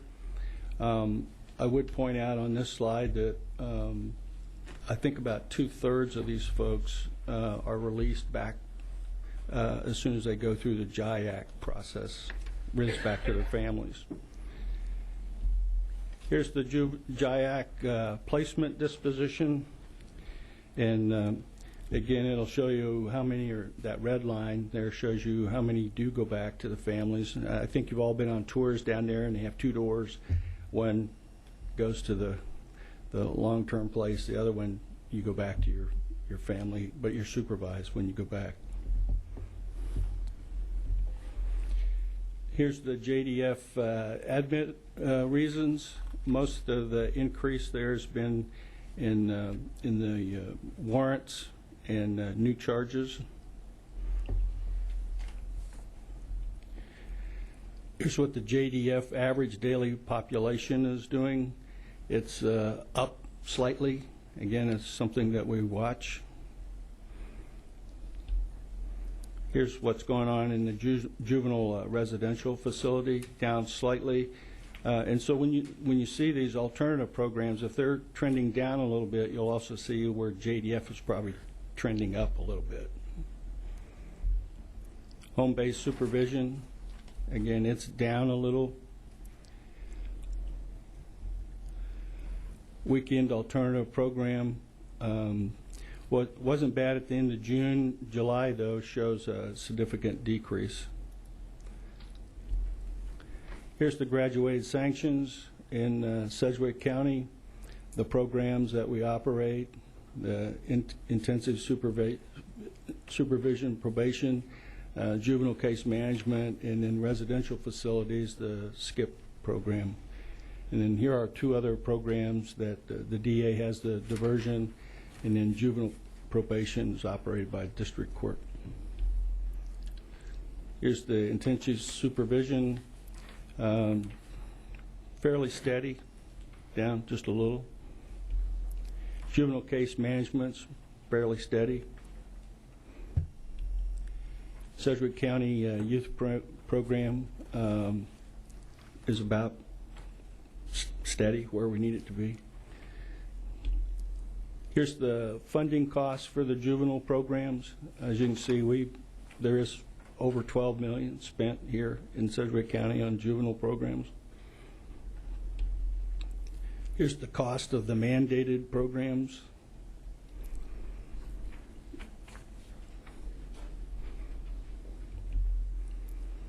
Cost of the other programs that are operated.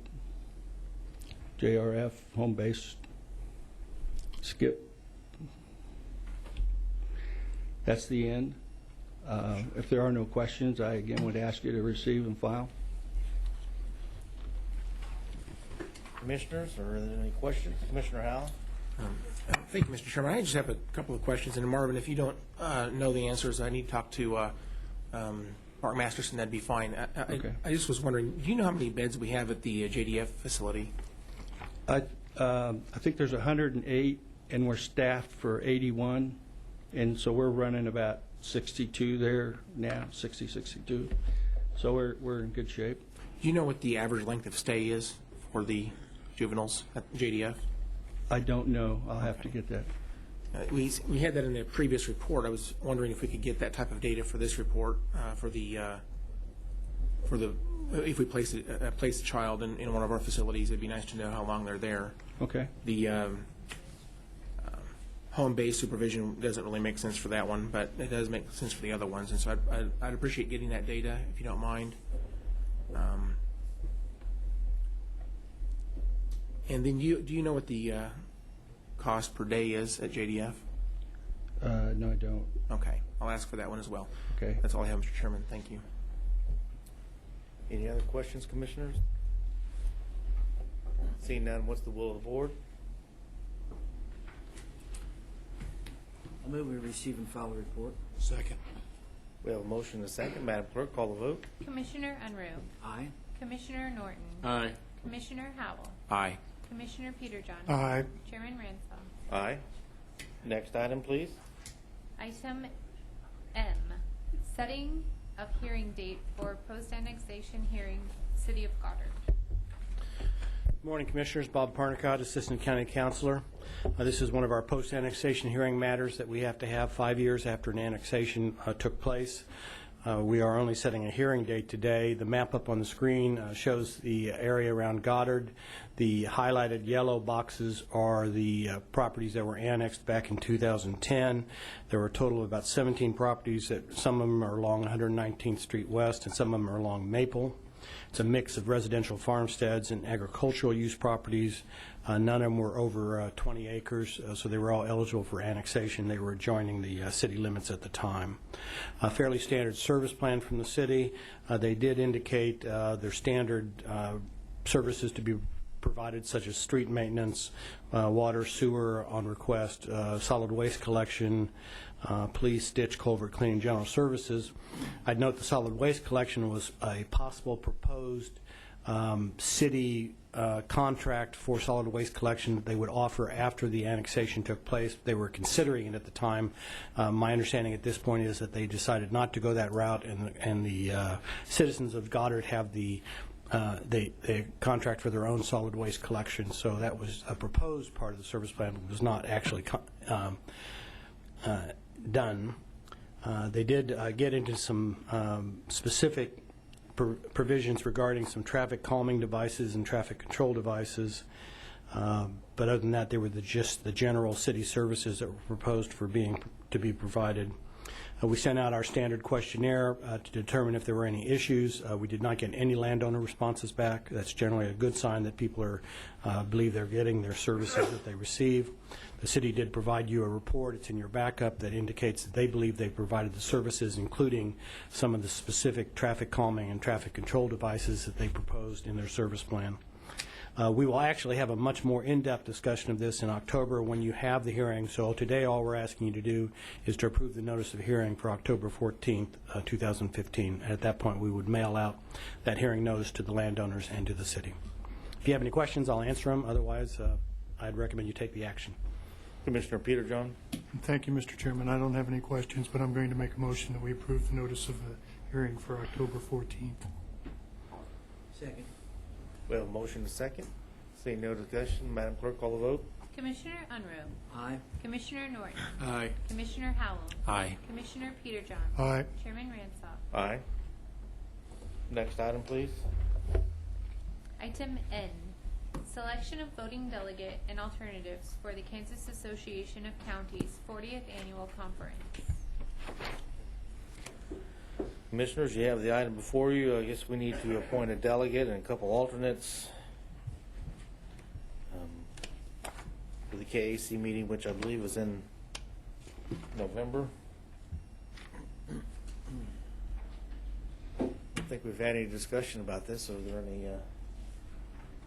any volunteers? I would. Commission. Oh, go ahead. Excuse me, Mr. Chairman. I was going to say I'd volunteer the chair and the vice chair. That's very generous of you. Commissioner Peterjohn. Well, I was going to volunteer the chairman, so I'm I'm going to go halfway for Commissioner Unruh's proposed motion. But I don't have any problem on the alternate side if we want to go that way, or if we want to do both at the same time. Well, is there anyone who's just dying to be the delegate or alternate? Mr. Chairman, do you know the date of this conference? That's what I was thinking. I think it's the first weekend in November, if I'm not mistaken. Or the Second or week, I mean. First or second week. Second week. Should we know? And the location of this conference is local? Is here. Okay. Mr. Chairman, I would be glad to be the delegate if that would please my colleagues. That would please this commissioner a lot. All right. Well, I would make a nomination for myself. And I agree with Commissioner Unruh that the vice chair should be the alternate. Commissioner Peterjohn. Well, I'll second Commissioner Howell's motion. Make him the delegate. Yes. All kidding aside, I'm willing to be the alternate if I mean, this says 2 alternates. I don't know that we need 2 alternates. We'll probably all be there, so. Would you be willing to amend your motion Yes. to make you the delegate and myself the alternate? I'd be pleased to amend my motion to have you as the alternate. I'll amend my second. All right. I think we better call the vote before, while we can. Madam Clerk, are you clear on the motion? Yes, yes, Mr. Chairman, I am. Okay. I have Commissioner Howell as the delegate, and the alternate would be you, Commissioner. Yes. Okay. Commissioner Unruh. Aye. Commissioner Norton. Aye. Commissioner Howell. Aye. Commissioner Peterjohn. Aye. Chairman Ranzau. Aye. Next item, please. Item O, discussion of county manager position. Good morning, Commissioners. Ron Hope, Acting County Manager. The county manager search process started earlier this year with you selecting an executive recruiting firm to assist with the national search. After that firm was selected, the first step in the process was developing the position description. After much back and forth, commissioners with the executive recruiting firm and commissioners had a robust discussion early in the year at a staff meeting to finalize the position description for the position. Following that, began the recruitment selection process. The commissioners were provided by the recruiting firm access to 85 resumes that had been submitted for this position. All commissioners had access to all of those resumes. Based on the position description and after one-on-ones with the commissioners, the recruiting firm presented the commissioners with 8 candidates. On June 29th, the recruiting firm consultant met with the commissioners to discuss each of the candidates, and out of those discussions, you agreed that 6 of those 8 would be moved forward for interviews. The 6 commissioners, or these 6 candidates, were interviewed by commissioners as a group in executive session on July the 23rd, and then the following day you did one-on-one with each of the candidates. From that process, 4 of the 6 candidates were selected as a finalist for the position.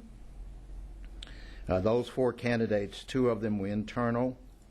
Tom Stotz, our Metropolitan Area Building and Construction Department Director, Tim Kaufman, the Director of Health and Human Services.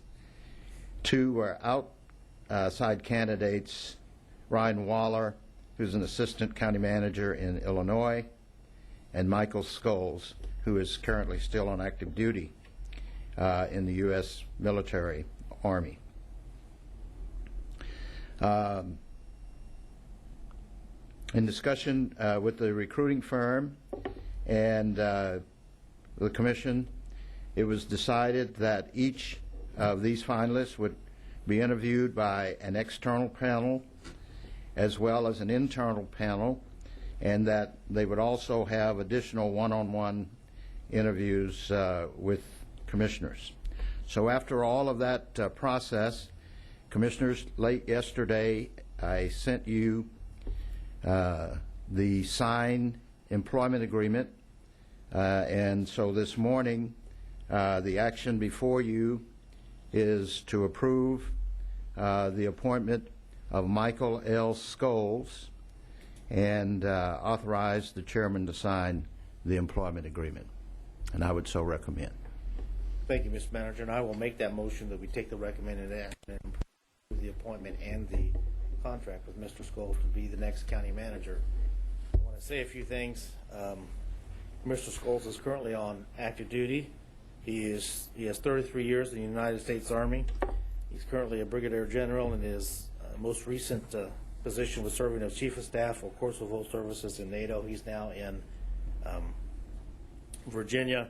He's willing to end his career and bring his family here in order to go to work on behalf of this community, and we are tremendously honored and fortunate to have a man of his stature and ability willing to be the next county manager.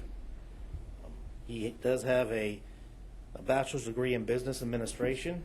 He has a master's degree in public administration, and he also has a master's degree in national security policy. He is EMT qualified. He has graduated from both firefighter and police academies, and he has extensive experience in Homeland Security, emergency management, and FEMA as a result of his service. We believe he has strong skills and experience in strategic planning, financial management, problem solving, and crisis management that are essential to help lead this organization as we move forward. The people that know him have nothing but good things to say about him. For example, in his most recent appointment, a position in Kosovo, he had an operation of 500. He led an operation of 500,000 people, and in a way, it was like managing a town. You have to be able to manage military, civilian, logistics, supplies, facilities, and get people with different backgrounds to work together. Michael operated as almost the mayor of a multifunctional town, and he did that very well. Others have said he cares about people. His leadership style exemplifies that, and he doesn't ask anyone to do something he wouldn't do himself. His attitude and style permeate through the organization. They appreciate the way he treats them, and they want to work for him. His interpersonal skills are excellent, and they are first rate. So with that, that's some of the background of Mr. Scholes that I want to share with people. And that being said, all of the candidates, particularly the final 4 candidates that we interviewed, were tremendous candidates. This is easily one of the most difficult decisions I've made since I've been a commissioner, and we appreciate everyone who applied and participated in this. We would not have gone wrong with any of the 4 finalists that we had, that's for sure. And I also want to say thank you very much to Ron and the staff. We've had a lot of stuff going on here recently. We've had the budget going on. We've had the manager search going on. We've had the search for a county counselor, and we're also doing a replacement for John Slagle. So there's been a lot of work going on behind the scenes that a lot of people don't know or hear about, juggling a lot of priorities. It was been a very busy time, but we've managed our way through it and addressed the vast majority of those issues. And I thank you, Ron, very much, and please extend our gratitude to the staff for everything that they've done to help us through all of these issues. Will do. And I believe I have made the motion. Commissioner Howell? Thank you, Mr. Chairman. I would like to second your motion and make a few comments, if you allow me the privilege to do that. This has been a very interesting process, and it's taken quite a long time. If I remember correctly, I think we started this seriously back around March, maybe around the 1st of March is when we started the process of trying to find the search firm, and we have plodded through the process trying to find the right person for this position. There's no policy or procedure that defines the steps we need to take, and so we relied on our search firm heavily to define the steps that we should take, and they made many recommendations which we followed. I appreciate the work of our staff, especially you, Mr. Holt. You've done a great job helping us get to this point. Appreciate the comments of especially the outside panel. I contacted virtually every one of them, had discussions about their opinions about all 4 candidates. I talked to also our agency leaders that were also on the internal panel, talked to most of them and had conversations about the 4 candidates. And I've read the resumes over and over. I've enjoyed getting to know each one of these candidates. We've had personally about 2.5 hours of our time with each one of these candidates, talking about things and asking questions. And I think we have 4 tremendous people before us that any one of them would do a great job. I would have total confidence in any one of these 4 to take this position, which again, replacing someone extraordinary like Bill Buchanan is a tremendously difficult task, but if we found 4 people, I think that would do a pretty good job, and I have total confidence in all 4 of them, and I think this has been one of the most difficult decisions that I've had to deal with so far in this position, and I think that we're really, it was razor thin. I think that it was difficult. But I think one thing I would comment, and I think their skill sets are vastly different. They each bring something different to the table in terms of experience and in terms of personality and accomplishments. I think each one of these candidates is very unique, and so the overlap between them is not as much as I thought there would be. They're very unique and independent, which made this decision, I think, even more difficult. I understand that there may be some folks that will make points that Michael Scholes doesn't have direct experience in managing a county, but he's done something similar. He manages people, resources, budgets, and has done many things that I think are very relevant. But one thing I really like about Mr. Scholes is his personality. I think he's a man that will do a lot to get this county a lot of admiration because I think he does a good job presenting a very positive image in everything that he does. As I read the comments from some of the people who were his references, again, they were glowing references. But one thing I saw throughout that was humility and allowing others to take the credit, and just really appreciation for his leadership. It was very, very obvious by reading the comments about him. So I have confidence in Michael Scholes as well as the others, but I do agree this is the right decision today, and I'm pleased to make the second on this motion. Commissioner Peter John. Thank you, Mr. Chairman. I'd like to second my colleagues' comments, but also point out the fact that this is not only a key policy decision, but it's one that we haven't had to make for over a quarter of a century. And that raises the bar, I think, in terms of the threshold of importance of what we've had to do here. And I want to thank the folks who were involved. I want to thank my colleagues because there's particularly Mr. Holt's outlining of what we went through this morning and the timeline.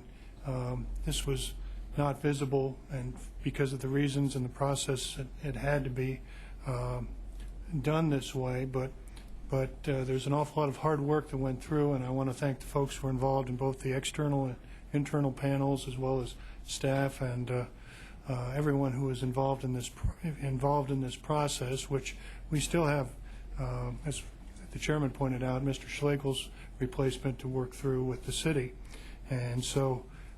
Personnel is a continuing challenge, and I look forward to working with the new management that will be coming on board here in the near future, and wanted to express some public appreciation at this time. Thank you, Mr. Chairman. Any other comments from commissioners? Seeing none, we do have a motion and a second. Madam Clerk, call the vote. Commissioner Unruh. Aye. Commissioner Norton. Aye. Commissioner Howell. Aye. Commissioner Peterjohn. Aye. Chairman Ransop. Aye. Thank you, Commissioners. Thank you, Ron. Next item, please. Item P, report of the Board of Bids and Contracts regular meeting on August 27, 2015. Good morning, Mr. Chairman and Commissioners. Joe Thomas, Purchasing Director. The meeting of the Board of Bids and Contracts on August 27th results in 5 items for your consideration this morning. Item number 1 is the electronic weight line management system for Treasurer's Office. The recommendation is to accept the best proposal from QLess Incorporated for an initial cost of $53,800 and establish contract pricing for maintenance and support for 3 years for a total 3-year cost of $123,800. Item number 2 is the on-call architectural and engineering services for Facilities Department. The recommendation is to accept the proposals from Haney and Associates Architects and Schaefer Johnson Cox Fry Architecture and establish contracted hourly rates as identified above for a period of 1 year with 2 one-year options to renew. Item number 3 is the Property Casualty Insurance Agent Services for Risk Management.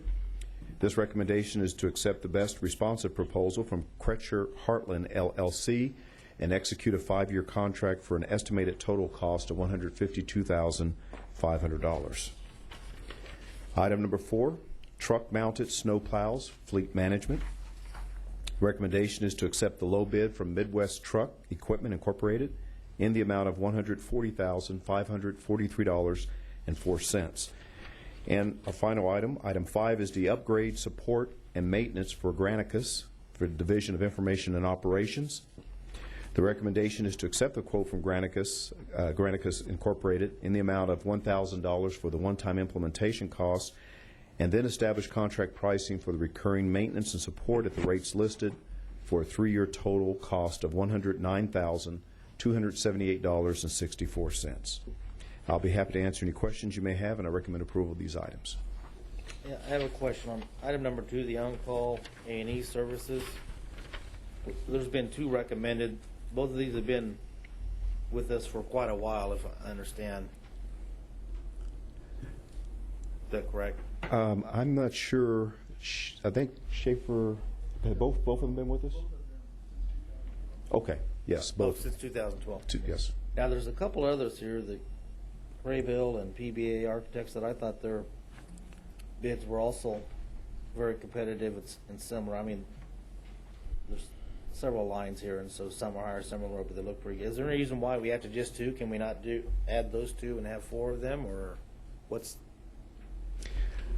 I think the reason why we have 2 for the flexibility in case, and also, as you notice in the notes, depending on the size of the project, if it's between $50,000 and $350,000, then the 2 chosen vendors are allowed to quote, and then anything over $350,000, we're allowed to go outside and do a complete bid. But I think any more than the 2 might be considered a little more difficult to manage in the sense of having too many vendors doing the same thing.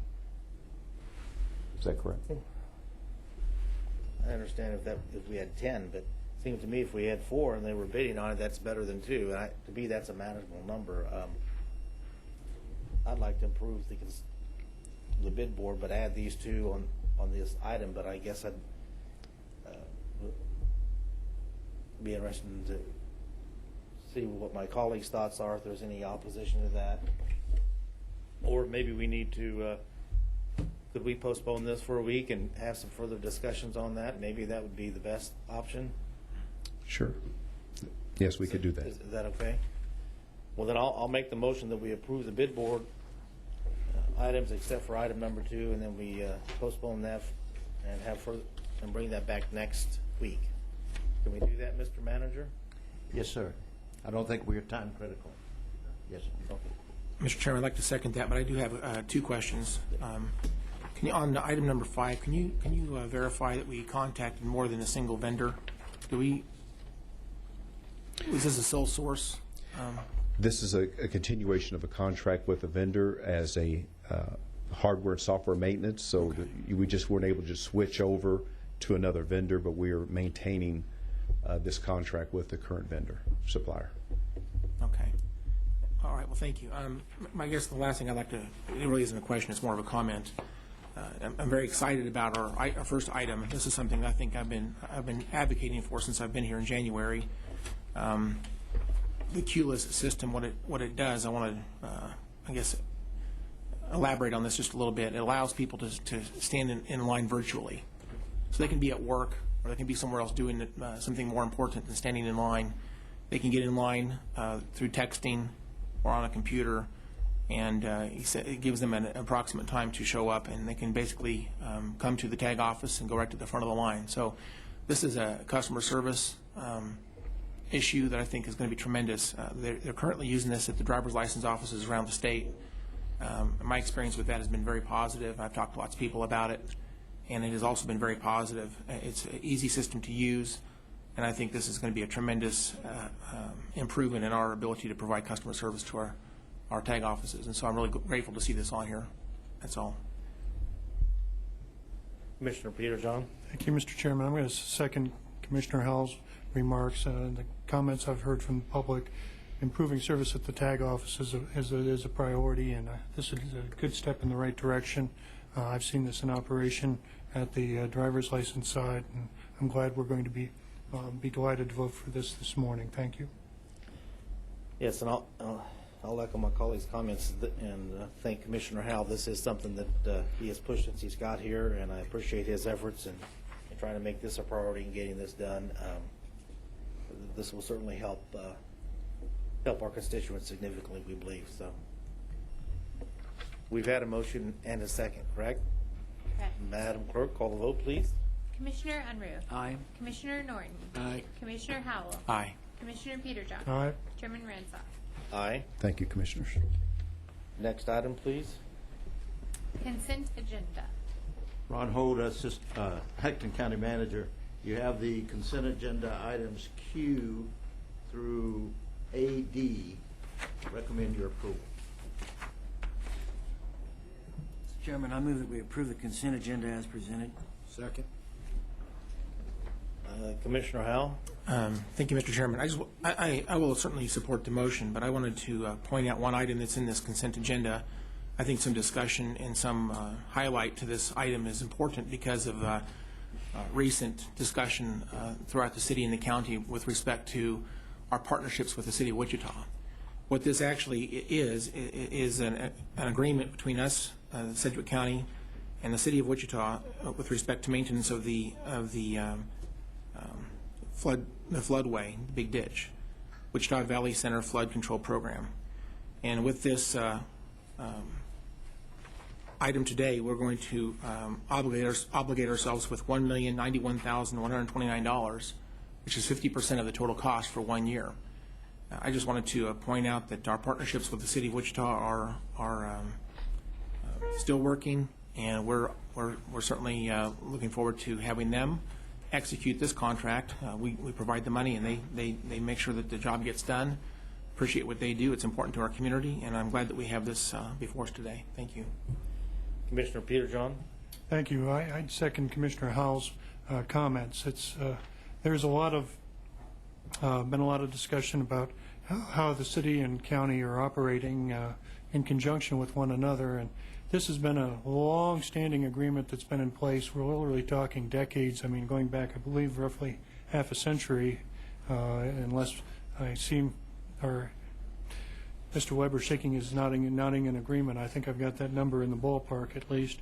And I think it's very important when we're talking about spending a seven-figure amount that even though this is on the consent agenda, it is an item of significant importance in this community, particularly when the rains do come. And while we've had, and part of the time I've been on this commission, we have been in a drought situation, and the stormwater and storm drainage didn't get not naturally as much attention. But as we revert to a more normal weather pattern, as the climate changes through the 4 seasons, I think that it's very important that the importance of the asset that we have that protects this community from flooding and the city-county cooperation that has been ongoing for half a century get at least a little bit of recognition. And so I'm glad, even if we do run this through on the consent agenda, I do appreciate the opportunity to discuss this a little bit and have some public attention pointed to it.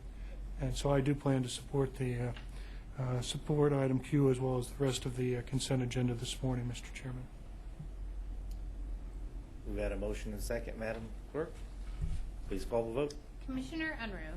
Aye. Commissioner Norton. Aye. Commissioner Howell. Aye. Commissioner Peterjohn. Aye. Chairman Ransah. Aye. Next is legislative issues. Mr. Manager, we don't have anything. So next we'll go to other. Commissioners, do you have anything for the other portion of our meeting? Commissioner Peterjohn? Well, thank you, Mr. Chairman. Since Christie beat me to the punch this morning with the automatic teller machines, which I had the opportunity at one time, spent a little over a decade working for a company that was deeply involved in that, and that was one of their avenues of business, the NCR Corporation. It was a walk down memory lane, although and since I've used automatic teller machines, it's certainly important to appreciate that. I would point out that September 2nd is an important day in American history for a variety of reasons. We've had a lot of discussions about weather, climate, and the challenges we face. Certainly the storm season that we have to worry about here is an ongoing challenge. But I would point out on September 2nd, 1935, the Labor Day hurricane slammed into the Florida Keys, ended up killing 400 people. I mean, think about that. Just a horrible weather-related tragedy. On September 2nd, 1944, future President of the United States was shot down over the skies of the Pacific. George H.W. Bush became the 41st American president, was shot down and rescued while serving as a U.S. Navy TBM Avenger torpedo bomber pilot. And on this date, a year later, September 2nd, 1945, and then there are a lot of iconic photographs of this event that are out there. Japan formally surrendered aboard the USS Missouri in Tokyo Bay, providing an official end to World War II. So, Mr. Chairman, September 2nd is an important day in American history, and for folks getting ready to enjoy their Labor Day weekend coming up this weekend, I just wanted to get that on the record. Thank you. Thank you, Commissioner. See nothing else for other. We do have need for executive session. Commissioner Peterjohn. Thank you, Mr. Chairman.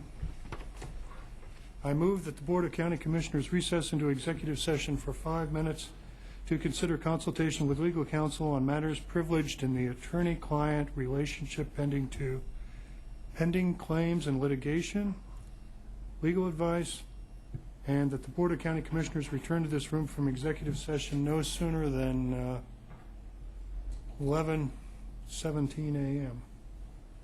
I'll second that motion. Madam Clerk, call the vote. Commissioner Unruh. Aye. Commissioner Norton. Aye. Commissioner Howell. Aye. Commissioner Peterjohn. Aye. Chairman Ransall. Aye. We'll now move to executive session.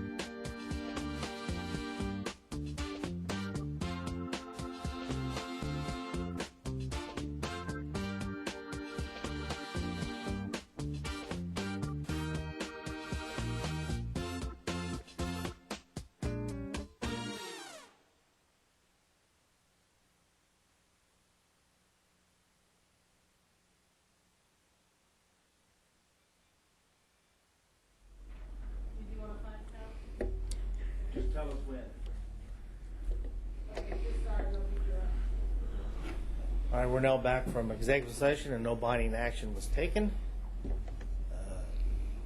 Mr. North has something to present to us. Thank you, Mr. Chairman. Michael North, Assistant County Attorney. I'm approaching the Commission today to ask authorization for settlement of an eminent domain action that is pending in local district court, in the 18th Judicial District Court. This will be case 15C 1870, the Board of County Commissioners versus Wayne and Kay Woolsey.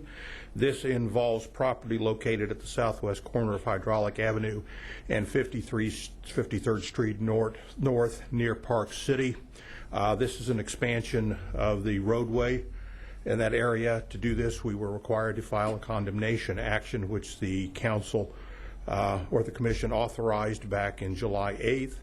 We filed the action. We've been negotiating with the landowners since then and have arrived at a figure of $136,971 as a negotiated settlement for all of the right-of-way rights to this property. It also involves some replacement of fencing and some taking of trees on this property as well. With that said, I'm certainly open to the commission members for any specific questions you have about this action, but absent that, I would ask for approval of $136,971 to arrive at a settlement of case 15C 1870. Thank you. Commissioners, I would move that we accept the settlement as indicated by Mr. North. Second. Are there any comments? Seeing none, Madam Clerk, call the vote. Commissioner Unruh. Aye. Commissioner Norton. Aye. Commissioner Howell. Aye. Commissioner Peterjohn. Aye. Chairman Ranzau. Aye. Thank you, Mike. Thank you, sir. Mr. Manager, anything else to come before the commission? No, sir. Seeing none, we are adjourned. Thank you.